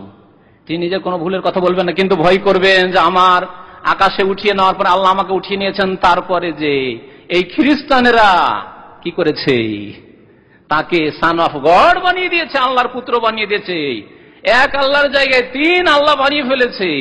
আল্লাহ যদি আমাকে জিজ্ঞাসা করে নেন তুমি কি করেছো, কি শিখিয়ে এসেছিল এদেরকে, তাহলে আমি কি জবাব দেবো? আমি যেতে সাহস করি না আল্লাহর সামনে, আমি আল্লাহর দরবারে দাঁড়াতে পারবো না। ঈসা আলাইহিস সালাম আল্লাহ রাসূল, রুহুল্লাহ, তিনি দাঁড়াতে সাহস করেন, আর আউলিয়া ও শয়তান দাঁড়াবে গিয়ে। যাও, আমার ছাড়া আর কাউকে খুঁজ। সবার পরামর্শ হবে যে এখন একজনই বেঁচে থেকে গেছে, তার কাছে গেলে কিছু আশা করা যেতে পারে, আর কোথাও আশা নেই। চলো যাই শেষ নবী মুহাম্মদুর রাসূলুল্লাহ সাল্লাল্লাহু আলাইহি সাল্লাম, যিনি সাইয়্যিদুল মুরসালিন, সমস্ত রাসূলদের তিনি শিরোমণি, তার কাছে যান। আসবেন সবাই, সমস্ত উম্মতের লোক তাতে শামিল থাকবেন, এই দরখাস্ত নিয়ে আসবেন প্রিয় নবী মুহাম্মদুর রাসূলুল্লাহ সাল্লাল্লাহু আলাইহি সাল্লামের খেদমতে। তিনি কি বলবেন? আনা লাহা, আমি এই শাফাআতের হকদার, এই শাফাআতের হকদার আমি। আসা আসা আন ইয়াবআসাকা রাব্বুকা মাকামাম মাহমুদা, আল্লাহ কোরআনে পাকে ইরশাদ করেছেন 15 পারায় সূরা বনী ইসরাঈলে, ওমিনাল লাইলি ফাতাহাজ্জাদ বিহি নাফিলাতাল লাকা, হে নবী রাতের কিছু অংশে আপনি তাহাজ্জুদ পড়ুন। তাহাজ্জুদের কত ফজিলত চিন্তা করুন, রাত্রে নির্জনে আল্লাহকে ডাকার কত যে মর্যাদা রয়েছে আল্লাহ পাকের কাছে চিন্তা করুন। নবী করিম সাল্লাল্লাহু আলাইহি ওয়াসাল্লামকে আল্লাহ আদেশ করছেন যে ওমিনাল লাইলি ফাতাহাজ্জাদ বিহি, তাহাজ্জুদ পড়ুন, নাফিলাতাল লাক, এটি আপনার জন্য নফল ইবাদত বন্দেগী, অতিরিক্ত ইবাদত বন্দেগী, যা আপনার উম্মতের উপর ফরজ করি নেই, কিন্তু আপনাকে করতে হবে। অনেক আলেমের মতে নবী সাল্লাল্লাহু আলাইহি ওয়াসাল্লামের উপর তাহাজ্জুদও ফরজ ছিল, যা উম্মতের উপর ফরজ করা হয়নি। আর যদি নাও হয় তো আল্লাহ বলেছেন নাফিলাত আপনার অতিরিক্ত করতে হবে, আপনি করেন। সূরা মুজাম্মিলে বিশেষভাবে আল্লাহ পাক রব্বুল আলামিন নবীকে বলেছেন কুমিল লাইলা ইল্লা কালিলা, রাতের অধিকাংশ অংশ তুমি কিয়ামে তাহাজ্জুদে কাটাও। আসা আন ইয়াবআসাকা, তাহলে আশা করা যায় কি যে আল্লাহ পাক তোমাকে পৌঁছিয়ে দিবেন কোথায়? মাকাম মাহমুদা, মাকামে মাহমুদে পৌঁছে দিবেন, প্রশংসিত স্থানে পৌঁছে দেবেন। মাকামে মাহমুদ ওই স্থান, যেই স্থানে দিকে আল্লাহ পাক রব্বুল আলামিনের দরবারে সেজদায় তিনি পড়ে যাবেন আর আল্লাহর কাছে দোয়া করতে থাকবেন। আল্লাহর কাছে দোয়া করতে থাকবেন, কিসের? শাফাআতের দোয়া করতে থাকবেন, সেজদায় পড়ে থাকবেন। কতক্ষণ যে পড়ে থাকবেন আর কত দোয়া যে করতে থাকবেন, নবী সাল্লাল্লাহু আলাইহি ওয়াসাল্লামের ওই শাফাআতের হাদিসে রয়েছে। সেই সময় আল্লাহ বেশ কিছু গুণগান, হামদ ও সানার করার তরিকা এবং দোয়া শিখিয়ে দিবেন প্রিয় নবী মুহাম্মদ সাল্লাল্লাহু আলাইহি ওয়াসাল্লামকে, ইলহাম করে দিবেন, ওহী করে দিবেন যে এই দোয়াগুলি পড়ো, তাহলে তোমার দোয়া শুনবো। আল্লাহ যদি দুনিয়াতে আমাদেরকে কেমন করে আল্লাহর প্রশংসা করতে হয় সূরা ফাতিহা দিয়ে শিখিয়ে দেন, আখিরাতে নবীকে শেখাবেন না? রয়েছে হাদিসে, সেভাবে শিখাবেন যেমন আমাদেরকে দুনিয়াতে আল্লাহ শিখিয়েছেন যে আলহামদুলিল্লাহি রাব্বিল আলামিন বলো, আর রহমানির রহিম বলো, মালিক ইয়াউমিদ্দিন বলো, ইয়াকা নাবুদু ওয়া ইয়াকা নাস্তাইন বলো, ইহদিনাস সিরাতাল মুস্তাকিম বলে দোয়া করো। গুণগান প্রশংসা হইলো, তারপরে এখন দরখাস্ত করো। আল্লাহ শিখিয়ে দিয়েছেন, কত আরহামুর রাহিমিন তিনি, কত দয়াবান আল্লাহ পাক, আমাদেরকে দোয়া প্রশংসা গুণগানের তরিকা শিখিয়েছেন। নবী করিম সাল্লাল্লাহু আলাইহি ওয়াসাল্লামকে শিখিয়ে দিবেন। নবী সাল্লাল্লাহু আলাইহি ওয়াসাল্লাম এই বৃহৎ শাফাআত করবেন, তো আল্লাহ সেজদায় গিয়ে পড়ে যাবেন। ওই স্থান হচ্ছে মাকামে মাহমুদ, মাকাম মাহমুদ। আজানের পর একটি দোয়া আছে, মুখস্থ আছে, হ্যাঁ? আল্লাহুম্মা রাব্বা হাযিহি আদ-দাওয়াতি তাম্মা ওয়াস সালাতিল কায়েমা আতি মুহাম্মাদানিল ওয়াসিলাতা ওয়াল ফাদিলা ওয়াবআসুহু মাকামাম মাহমুদা আল্লাযী ওয়া'আদা। এখানে ওসিলা মানে কোনো ব্যক্তি ধরা না, পীর ধরা না, কারণ বিদাতিরা আবার বলে যে এই যে ওসিলা চলে এলো, শব্দ আসলে হলো, অর্থ বুঝুক আর নাই বুঝুক, শব্দ যে ওসিলা চলে এসছে, ওসিলা মানে আপনাদের এই বিদাতি শিরকি ওসিলা নয়। এখানে আল্লাহ, তারপরে নবীকে আল্লাহ দিতে বলছেন, আপনার ওসিলাইটা অর্থটা বুঝেন, অর্থও বুঝে না, এ ওসিলা শব্দ চলে এসছে, খালাস। কি দোয়া শিখিয়েছেন নবী সাল্লাল্লাহু আলাইহি ওয়াসাল্লাম যখন আযান শেষ হয়? বলো আল্লাহুম্মা রাব্বা হাযিহি দাওয়া, হে আল্লাহ তুমি এই দুয়ার রব, মালিক, এই দোয়া কবুল করার মালিক। রাব্বা হাযিহি দাওয়া আত-তাম্মা, যে পূর্ণাঙ্গ দোয়া, ওয়াস সালাতিল কায়েমা, এবং সেই দোয়া বা সেই রহমতের, যেই রহমত কায়েম রয়েছে বা ইবাদত বন্দেগী আল্লাহর কায়েম রয়েছে, সালাতুল কায়েম আতে মুহাম্মাদানিল ওয়াসিলা, হে আল্লাহ মুহাম্মদ সাল্লাল্লাহু আলাইহি সাল্লামকে তোমার নৈকট্য দান করো। ওসিলা মানে এখানে করবা, যদি ওসিলা মানে পীর ধরা, তো মুহাম্মদ সাল্লাল্লাহু আলাইহি সাল্লামকে ওসিলা দান করো মানে পীর দান করো, তাহলে এটি অর্থ হয়, হয় না? বুঝার চেষ্টা করেন। আতে আল্লাহ দান করো, দাও মুহাম্মাদান, মুহাম্মদ সাল্লাল্লাহু আলাইহি সাল্লামকে আল ওয়াসিলা, ওসিলা দাও। আর ওসিলা মানে বিদআতপন্থীদের কাছে কি? পীর বা মাজার, তাই না? তাই যদি হয় তাহলে এর মানে কি হয় যে হে আল্লাহ মুহাম্মদ সাল্লাল্লাহু আলাইহি সাল্লামকে তুমি একটা পীর দান করো। কোন পীর? চার মানে শশিনা ফুরফুরা হক্কানি পীর, হ্যাঁ? নবীর আবার পীর কোথায় আছে? আরে ইসলামের পীর নেই তো নবীর পীর কোত্থেকে হবে? হ্যাঁ, আল্লাহ বুঝার যেন তৌফিক দান করে। তাহলে এই ওয়াসিলা মানে আল ওয়াসিলা মানে কুরবাহ। ইমাম ইবনে কাসির রাহমাতুল্লাহ আলাইহি ওয়াবতাগু ইলাইহিল ওয়াসিলা, যে কোরআন কারীমের আয়াত রয়েছে, সেই আয়াতের তাফসীর, বিস্তারিত তাফসীর ইবনে কাসির বাংলায় অনুবাদ হয়েছে, পড়বেন। আল ওয়াসিলা মানে হচ্ছে কুরবা, নৈকট্য। আল্লাহ নবীকে তোমার নৈকট্য দান করো, যাতে করে তোমার সবচেয়ে নিকটবর্তী বান্দা হতে পারেন। আতি মুহাম্মাদানিল ওয়াসিলা ওয়াল ফাযিলা, এবং ফজিলত, শ্রেষ্ঠত্ব দান করো, ওয়াল ফাযিলা ওয়াবআসুহু মাকামাম মাহমুদা, এবং তাকে প্রশংসিত স্থানে মাকামে মাহমুদ তুমি পৌঁছে দাও, তাকে মাকামে মাহমুদে তাকে পৌঁছে দাও। আল্লাযী ওয়া'আদা, যার তুমি আল্লাহ ওয়াদা করেছো, আসা আইয়াবা আসাকা রব্বুকা মাকাম মাহমুদা, হে নবী মোহাম্মদ তুমি তাহাজ্জুদ পড়ো, তাহলে তোমাকে মাকাম মাহমুদে আমি আল্লাহ কি করব, পৌঁছিয়ে দেব।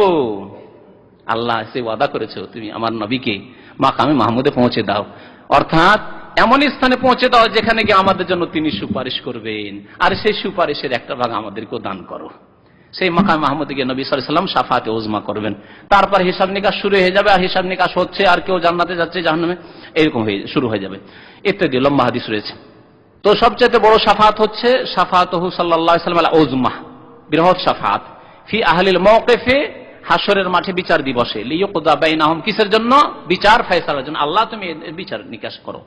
ফায়াশফাউ ফীহিম, আল্লাহ পাক রব্বুল আলামিনের দরবারে তাদের জন্য সুপারিশ করবেন নবী সাল্লাল্লাহু আলাইহি ওয়াসাল্লাম। ওয়ায়াকদিল্লাহু বাইনাহুম, আল্লাহ পাক তাদের ফয়সালা করবেন। ওয়াহিয়াল মাকামুল মাহমুদ লাহু, আর এইটি হচ্ছে মাকামে মাহমুদ, যেই মাকামে মাহমুদে নবী করিম সাল্লাল্লাহু আলাইহি ওয়াসাল্লাম গিয়ে সেজদায় অবনত হবেন এবং আল্লাহর কাছে দোয়া করবেন।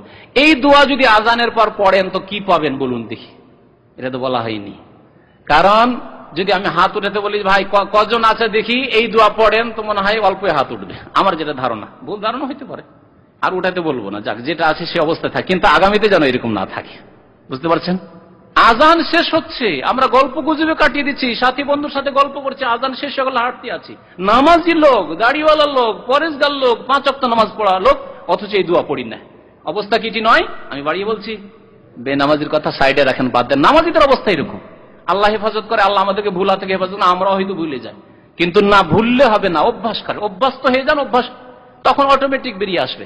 যেমন রুকু সিজদায় গেলে এমনিতে বেরিয়ে আসে, সুবহান রাব্বিয়াল আযীম পড়তে হবে না, সুবহান রাব্বিয়াল আলা পড়তে হবে, আসে না। জলসাতে বসলে আত্মাহাতে এমনিতে বেরিয়ে চলে আসে, কারণ অভ্যস্ত হয়ে গেছে নামাজি মানুষের। তেমনই আপনাকে অভ্যস্ত হইতে হবে যে আজান উত্তর দিলাম, আর আজান শেষ হতেই দুরুদ পড়লাম, আর বলবো এই দোয়া পড়বো, আতি মুহাম্মাদানিল ওয়াসিলাতা ওয়াল ফাযিলা ওয়াবআসহু মাকামাম মাহমুদা আল্লাযী ওয়া'আদতা। আর আরেকটি হাদিসে অতিরিক্ত রয়েছে ইন্নাকা লা তুখলিফুল মিয়াদ, কিন্তু আমাদের দেশের বিদাতি কিতাবে ওয়াদ দারাজাতাল আলিয়াতা রাফিয়াতা, এটি বিদাত, এটা বাড়তি করবেন না, বাড়াবার দরকার। নবী সাল্লাল্লাহু আলাইহি ওয়াসাল্লাম যতটা শিখিয়েছেন ততটাই যথেষ্ট। তাতে কি পাবেন জিজ্ঞেস করছিলাম, ওয়াজাবাত লাহু শাফাআতি ইয়াউমাল কিয়ামা, তার জন্য নবী করিম সাল্লাল্লাহু আলাইহি ওয়াসাল্লামের শাফাত অবধারিত হয়ে যাবে। শাফাত, এই সুপারিশ, যেই সুপারিশ আলোচনা করছি, এই ছিল এক শাফাত। দ্বিতীয় শাফাত হচ্ছে যে নবী করিম সাল্লাল্লাহু আলাইহি ওয়াসাল্লামের উম্মতের বিশেষ একটি দল, যাদের সংখ্যা 70,000, বিনা হিসাবে তারা এবং বিনা আযাবে জান্নাতে যাবেন ইনশাআল্লাহ তাআলা। তাদের জন্য নবী করিম সাল্লাল্লাহু আলাইহি ওয়াসাল্লামের শাফাত হবে, আল্লাহ নবীর শাফাতের ভিত্তিতে হবে। আল্লাহ নবী শাফাত করেন, আল্লাহ আমার উম্মতের এই লোকগুলিকে বিনা হিসাবে তুমি জান্নাত বলছেন। লেখক তাই শাফাআতুহু সাল্লাল্লাহু আলাইহি ওয়াসাল্লাম, নবী সাল্লাল্লাহু আলাইহি ওয়াসাল্লাম ফি উনাসিম মিন উম্মতিহি, তার উম্মতের ওই সব ব্যক্তিদের সম্পর্কে যারা বিনা হিসাবে ইয়াদখুলুনাল জান্নাতা বিগাইরি হিসাব, তারা বিনা হিসাবে বিনা আযাবে জান্নাতে যাবে। ওয়া হুমুস সাবউনা আলফান, আর তাদের সংখ্যা হচ্ছে 70,000। যেমন নবী সাল্লাল্লাহু আলাইহি ওয়াসাল্লামের একটি হাদিসে রয়েছে, ইয়াদখুলু মিন উম্মতি সাবউনা আলফান আল জান্নাতা বিগাইরি হিসাবিন ওয়ালা আযাবিন। ইয়াকুলুল্লাহু তাআলা, আল্লাহ পাক রব্বুল আলামিন তাদের সম্পর্কে 70,000 লোকের সম্পর্কে এই উম্মতের বলবেন, আদখিলিল জান্নাতা মিন উম্মাতিকা, হে নবী মুহাম্মদ সাল্লাল্লাহু আলাইহি ওয়াসাল্লাম, আপনার উম্মতের 70,000 লোককে আপনি জান্নাতে দাখিল করেন, মাল্লা হিসাব আলাইহি, যার কোনো হিসাব নেই, মিনাল বাবিল আইমান, জান্নাতের ডান দরজা দিয়ে, জান্নাতের ডান দিক দিয়ে, ডান দিকের দরজা দিয়ে আপনি তাদেরকে জান্নাতে দাখিল করুন। তাহলে জান্নাতে দাখিল করুন যে আল্লাহর নবীকে আদেশ হচ্ছে সাল্লাল্লাহু আলাইহি ওয়াসাল্লাম, তাহলে বোঝা গেল যে নবীর শাফাতের মাধ্যমে এই 70,000 মানুষ, এই উম্মতের মুসলিম মুমিন, তারা জান্নাতে যাবেন বিনা হিসাবে। তৃতীয় নম্বর শাফাত হবে এই উম্মতের এক শ্রেণীর লোকদের সম্পর্কে। এই উম্মতের শুধু প্রথম শাফাতই ছিল সমস্ত উম্মত সম্পর্কে, যেটি বিচার হিসাব নিকাশের জন্য। এই উম্মতের এক শ্রেণীর লোক হবে যাদের নেকি আর গুনাহ সমান হয়ে যাবে, সাওয়া সাওয়া, এরকম নয়, বুঝলেন, সমান, দাড়ি পাল্লা সমান হয়ে গেছে, একেবারে বরাবর, যতটা নেকি ততটাই গুনাহ। নামাজও পড়েছে, ফিল্মও দেখেছে, নামাজও পড়েছে, থাইল্যান্ডেও খেলেছে, নামাজও পড়েছে, হারাম খেয়েছে, নামাজও পড়েছে, ভিসার ব্যবসা করেছে আর ঠকেছে, দুই রকম অবস্থা। নামাজ পড়েছে, দাড়ি রাখেনি, নামাজ পড়েছে, সিগারেট খেয়েছে। এদের অবস্থা এরকমই হবে, যাদের নেকিও গুনাহ, ডেইলি নেকি হচ্ছে, ডেইলি গুনাহ হচ্ছে, নামাজও 5 ওয়াক্ত পড়ে, আবার বহু রকমের গুনাহ করে, আল্লাহর হক নষ্ট করে, মানুষের হক নষ্ট করে, নেকি আর গুনাহ সমান হয়ে গেছে, নেকি গুনাহ সমান হয়ে গেছে। বলছেন শাফাত সাল্লাল্লাহু, তৃতীয় প্রকার শাফাত হচ্ছে ওই লোকদের জন্য শাফাত নবী সাল্লাল্লাহু আলাইহি ওয়াসাল্লামের কাদ তাসাওয়াত হাসানাতুহুম ওয়া সাইয়্যাতুহুম, তাদের নেকি আর গুনাহ বরাবর হয়ে গেছে, সমান সমান। ফায়াশফাউ ফীহিম, তাদের জন্য এখন কি হবে তাদের? আল্লাহ জাহান্নামও দিবেন না, কারণ নেকিও সমান আছে। আর জান্নাতে কেমন করে দিবে? গুনাহও সমান, তার সমান। তখন ফায়াশফাউ ফীহিম, নবী করিম সাল্লাল্লাহু আলাইহি সাল্লাম তাদের জন্য শাফাত করবে। এরা আসহাবুল আরাফ, আল্লাহ পাক বর্ডারে এদেরকে রেখে দিবেন আসহাবুল আরাফ। এদিকে জান্নাতও দেখতে পাচ্ছে আর জাহান্নামও দেখতে পাচ্ছে, আর নেকি গুনাহ তো সমান জেনে গেছে। আর ভয়ে ভীত সন্ত্রস্ত কি হবে, হাই কি হবে যদি আল্লাহ কিছুদিনের জন্য জাহান্নামে দিয়ে দেয়। হাই রে জাহান্নাম রে, অন্ধকার, আগুন অন্ধকার হয়েছে, কালো হয়ে রয়েছে, আল্লাহু আকবার, যদি এদিকে দিয়ে দেয়। আর জান্নাত দেখে আবার লোভও হচ্ছে। ফয়সালা হবে নবী করিম সাল্লাল্লাহু আলাইহি সাল্লামের মুবারক শাফাত দিয়ে। নবী সাল্লাল্লাহু আলাইহি ওয়াসাল্লাম শাফাত করবেন তাদের জন্য, লিয়াদখুলুল জান্নাহ, আল্লাহ এদেরকে জান্নাতে দাখিল, আল্লাহ এদেরকে তুমি জান্নাত দাও। নবীর শাফাতে তারা জান্নাতে যাবে ইনশাআল্লাহ। 4 নম্বরের শাফাত হচ্ছে যে এই উম্মতের যে জান্নাতীরা হবে, জান্নাতীদের বিভিন্ন স্তর হবে, যে যেমন আমল করেছে তেমন স্থান পাবে। যতটা স্থান সে তার ঈমান এবং আমল দ্বারা পেয়েছে এবং আল্লাহর রহমতে যতটা পেয়েছে, কিন্তু তারপরে আল্লাহর নবী সাল্লাল্লাহু আলাইহি ওয়াসাল্লাম শাফাত করবেন যে আল্লাহ এদের মর্যাদাগুলো একটু উঁচা করা হোক। আর একটু উঁচা করে দিলে সেকেন্ড গ্রেডে চলে, থার্ড ক্লাসে আছে, থার্ড ক্লাস জান্নাতি একটু সেকেন্ড ক্লাস হয়ে যায়, সেকেন্ড ক্লাসের ওপর দিকে আছে। শাফাত করবেন নবী করিম সাল্লাল্লাহু আলাইহি ওয়াসাল্লাম, আল্লাহ এই তো ওপর দিকে আছে সেকেন্ড ক্লাসে, আল্লাহ আর একটু তোমার কাছে সুপারিশ করি, একে ফার্স্ট ক্লাসে উঠিয়ে দাও, আল্লাহ আর একটু উপরে করে দাও। যেমন স্কুল কলেজ ইউনিভার্সিটিতে হয়, মদিনা ইউনিভার্সিটিতে যখন পড়াশোনা করতাম 90 গিয়ে হচ্ছে ডিস্টিংশন বা এক্সেলেন্ট যেটা বলে, কোন ইউনিভার্সিটি এক্সেলেন্ট মানে মুমতাজ যেটা 90, আর তারপরে 80 পর্যন্ত, 80 থেকে শুরু করে 89 পর্যন্ত হচ্ছে জায়েদ জিদ্দা মানে ফার্স্ট ডিভিশন, আর তারপর 70 থেকে নিয়ে শুরু করে আপনার 79 পর্যন্ত জায়েদ সেকেন্ড ডিভিশন, আর 60 সর্বনিম্ন বা 60 থেকে নিয়ে 69 পর্যন্ত এটা হলো পাস, জি। আর 60 এর নিচে গেলে ফেল, 60 এর নিচে যদি 30 পাই তবুও ফেল, 20 পেলেও ফেল, আর যদি 59 পাই তবুও ফেল, ঠিক না? আচ্ছা ওই রকমই তাহলে যেই ব্যক্তি 69 পেল, 70 পেল না, সে কি থার্ড ক্লাস, সে থার্ড ডিভিশন, কোন রকম পাস। একটা নম্বর দিয়ে দিলে কি হয়ে যায়? হ্যাঁ, সেকেন্ড ডিভিশন হয়ে যায়, সেকেন্ড ডিভিশন হয়, আমরা 70 চলে গেল, 70 থেকে 79 পর্যন্ত। তাহলে এইরকম সুপারিশ আল্লাহ পাকের দরবার নবী সাল্লাল্লাহু আলাইহি ওয়াসাল্লামের হবে যে আল্লাহ এই লোকটি তো ভালো, কিন্তু কিছু নম্বর, কিছু নেকি কমে গেছে, আল্লাহ একটু উপরে উঠিয়ে দাও। দরখাস্ত আল্লাহর কাছে সেজদায় পড়ে আল্লাহ পাক রব্বুল আলামিনের দরবারে নবী করিম শাফাত করবে। এই নয় যে চাপ সৃষ্টি করে আল্লাহ একে 1 নম্বর দিতেই হবে। যেমন অনেক সময় যারা এক্সামিনার পরীক্ষা নেয় তাদেরকে উপরে চাপ সৃষ্টি করা হয়, অভিভাবক টেলিফোন করে চাপ সৃষ্টি করে না? অনেক আছে, গার্জেন আছে যারা চাপ সৃষ্টি করে যে আমার ছেলেকে পাস করাইতে হবে, নাহলে দেখবো। আবার ছাত্র, গার্জেনের কথা তো বাদ দেন, ছাত্র আমাকে ফেল করাবেন, আচ্ছা দেখা যাবে। কলেজ ইউনিভার্সিটি এই ভয়ে প্রফেসররা পাস করায়, সন্ত্রাসী স্কুল কলেজ ইউনিভার্সিটিতে পড়াশোনা করে, যারা ধমক দেয় ওস্তাদকে যে ফেল করালে খবর আছে। তো আল্লাহ পাক রব্বুল আলামিনের কাছে কোনো কারো চাপও চলবে না, আর পরামর্শর প্রয়োজন হয় পরামর্শ চলবে না, আর অন্য কোনো কিছুই চলবে না, চলবে সেখানে সেজদা, দোয়া, সুপারিশ। এই হচ্ছে দোয়াই হচ্ছে সুপারিশ, আখিরাতে সুপারিশ হচ্ছে নবী করিম সাল্লাল্লাহু আলাইহি ওয়াসাল্লামের দোয়া। তো এইভাবে মর্যাদা উঁচু করার জন্য নবী করিম সাল্লাল্লাহু আলাইহি ওয়াসাল্লামের শাফাত হবে। কত নম্বর শাফাত বললাম? 4 নম্বর। 5 নম্বরে শাফাত হবে নবী করিম সাল্লাল্লাহু আলাইহি ওয়াসাল্লামের বিশেষ শাফাত তার চাচা আবু তালেবের জন্য।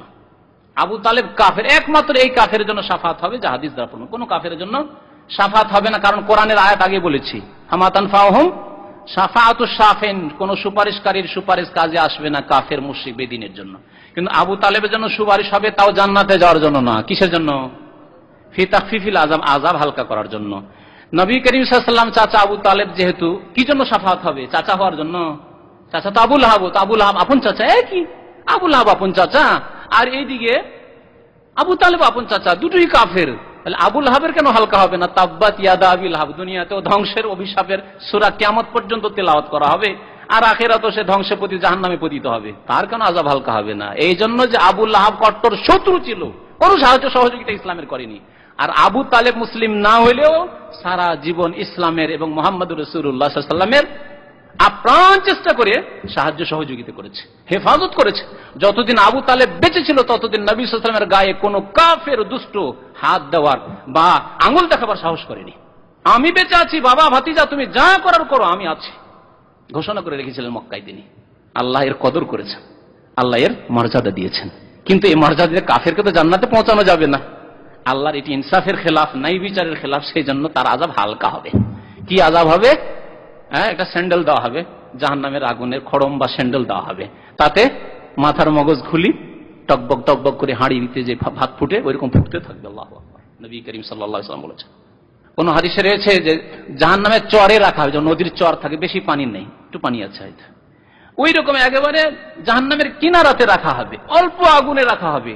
আর এই অল্প আগুন পায়ের তলেই সে আগুন আছে, কিন্তু মাথা টকবক টকবক করে জাহজাহিম মিনান নার, জাহান্নামের একেবারে কিনারায় তটে রাখা হবে, কিন্তু তার মগজ খুলি টকবক টকবক করে ফুটতে থাকবে। সবচেয়ে হালকা আযাবের অবস্থা এরকম। আর বাকি আযাব কি হবে আল্লাহ ভালো জানে।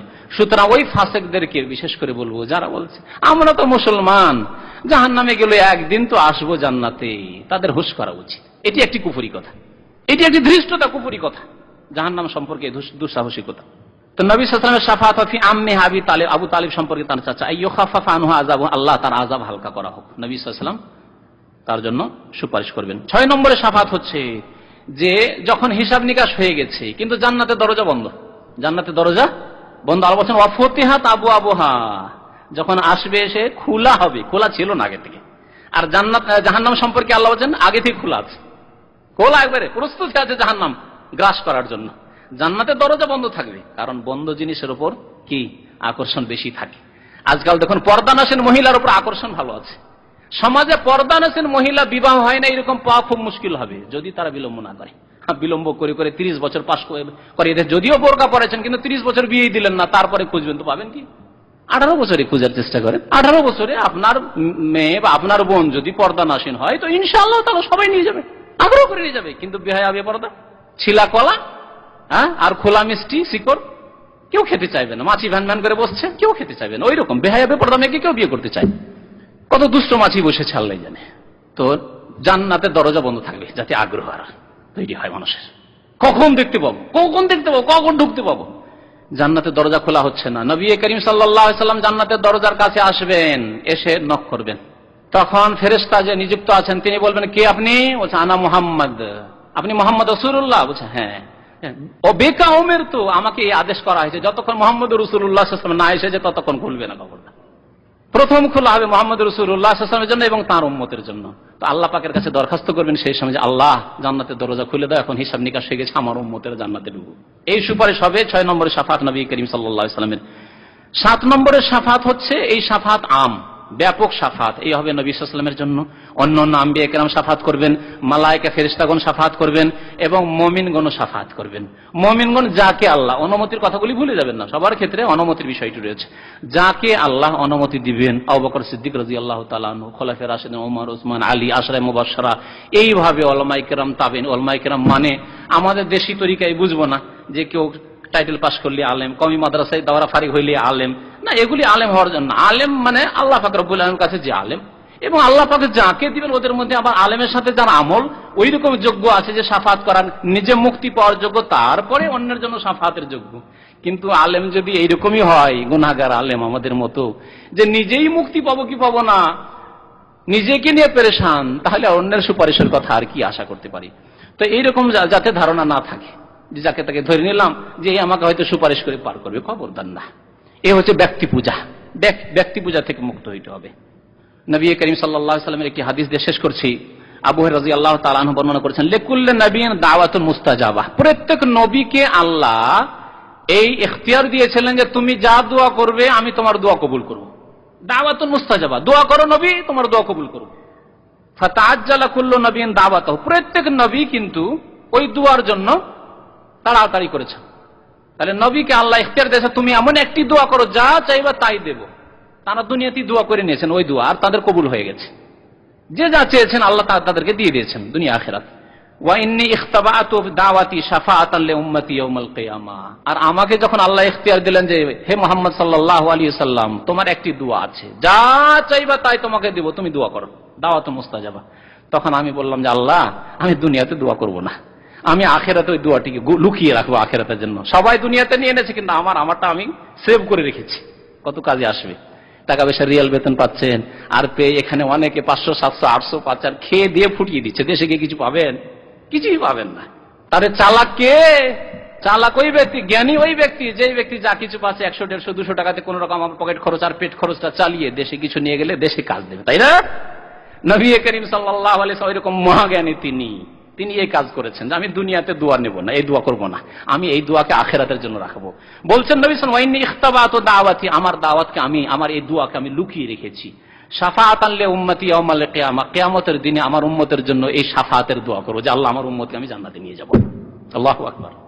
ফাহিয়া নাইলাতুন ইনশাআল্লাহু তাআলা। তাই নবী সাল্লাল্লাহু আলাইহি ওয়াসাল্লাম বলছেন যে ইনশাআল্লাহ, এই যে আমি দোয়া করিনি, যে দোয়া আল্লাহ কবুল করার আমাকে ওয়াদা দিয়েছেন যে তুমি দোয়া করো কবুল করব, সেই দোয়াকে আমি লুকিয়ে রেখেছি। তাই এটা ইনশাআল্লাহ আমার উম্মতের ওই সব লোকেরা পাবে, মান মাতা মিন উম্মতি, আমার উম্মতের যেই লোকেরা মারা যাবে, লা ইউশরিকু বিল্লাহি শাইআন, আল্লাহর ইবাদত বন্দেগী করে এবং আল্লাহর সাথে কোনো কিছুকে শরীক বানায়নি, তাবিজ বাঁধেনি, বালা ঝুলাইনি, তাগা ঝুলাইনি, কোমরে ছেলে মেয়েদের তাগা ঝুলাইনি, গাড়িতে স্যান্ডেল জুতা ঝুলানো ইত্যাদি ইত্যাদি, নকশা, কোরআনে নকশা লিখে রেখেছে, সূরা বাকারার নকশা, ফাতিহার নকশা, অমুক সূরার নকশা, আর গাছে নকশা, বাড়িতে নকশা, এসব করেনি।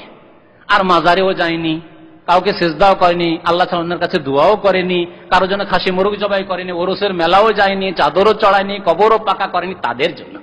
তাহলে যাদের কথা বললাম তাদের জন্য শাফাআত নয়, যদিও তারা দাবি করছে যে আমরা উম্মতে মুহাম্মাদিয়া, মুহাম্মদ সাল্লাল্লাহু আলাইহি সাল্লামের উম্মত। লা ইউশরিকু বিল্লাহি শাইআন, যারা আল্লাহর সাথে শরীক করেনি। মুত্তাফাকুন আলাইহি, বুখারী মুসলিম শরীফের এই হাদিস। তো শাফাআত সম্পর্কে যথেষ্ট আলোচনা হয়ে গেছে এবং সময় শেষ হতে যাচ্ছে, এতটুকুই আশা করি যথেষ্ট। আর এই শাফাআত হবে একমাত্র তাওহীদ, আল্লাহর একত্বের যারা বিশ্বাসী এবং একত্বের বাস্তবায়নকারী তাদের জন্য।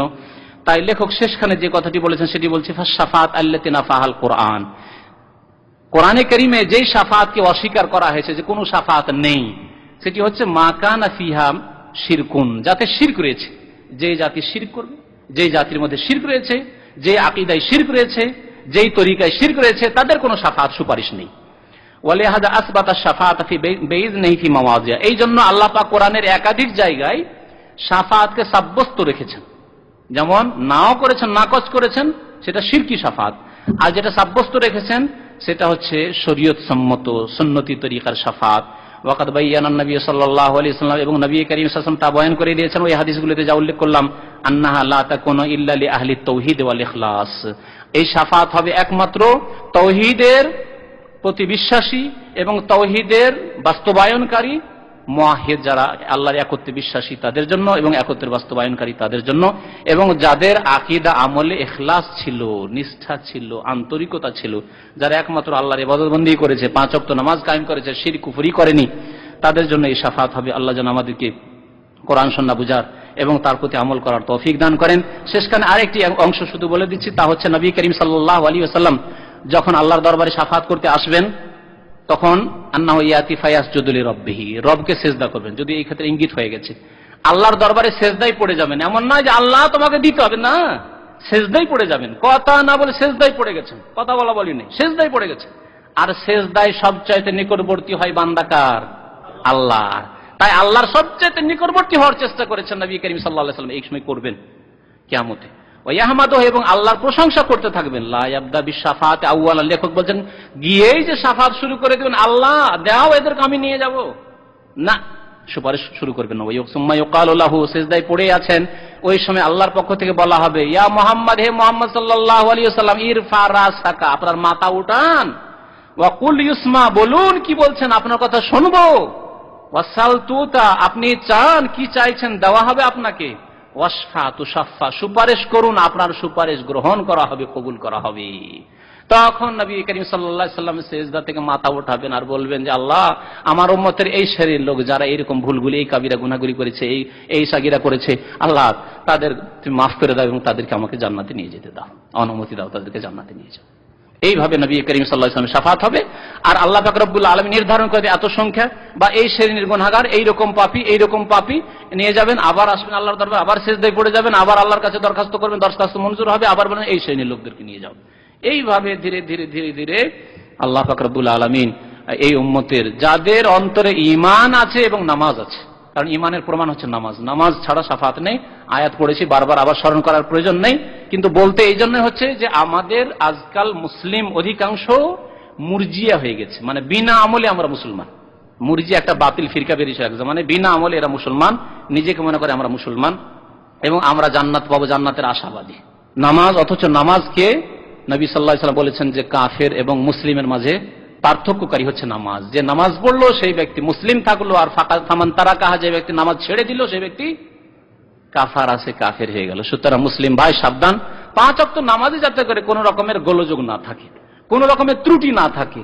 5 ওয়াক্ত নামাজ কায়েম করুন, রমজান মাসে রোজা করুন, যাকাত আপনি দেন আপনার মালের, জীবনে হজ ফরজ হয়েছে হজ করুন, আপনার পরিবারের যে মহিলারা রয়েছে তাদের পর্দা করুন, আর তারপরে ফরজ ওয়াজিব আদায় করুন, আর কাবিরা গুনাহ থেকে যথাসাধ্য বেঁচে থাকুন। তারপরে যদি কিছু কাবিরা থেকে যায় তখন ইনশাআল্লাহ তাআলা শাফাত হবে নবী করিম সাল্লাল্লাহু আলাইহি ওয়াসাল্লামের, আর ইনশাআল্লাহ তাআলা আমরা সবাই জান্নাতে যাব। আল্লাহ যেন আমাদের দোয়া কবুল করেন, আমাদের আশা যেন পূরণ করেন, আমাদেরকে প্রিয় নবী মুহাম্মদ রাসূলুল্লাহ সাল্লাল্লাহু আলাইহি ওয়াসাল্লামের যেন শাফাত দান করেন।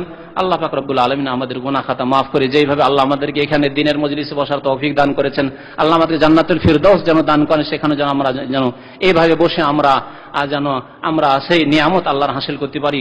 আল্লাহ যেন তার দিদার দান করেন। আল্লাহ পাক রব্বুল আলামিন যেন আমাদেরকে দুনিয়াতেও সুখী করেন, আখিরাতেও সুখী করেন, আর জাহান্নামের আযাব থেকে আমাদেরকে মুক্তি দান করেন। রব্বানা আতিনা ফিদ দুনিয়া হাসানা ওয়া ফিল আখিরাতি হাসানা ওয়া কিনা আযাবান নার।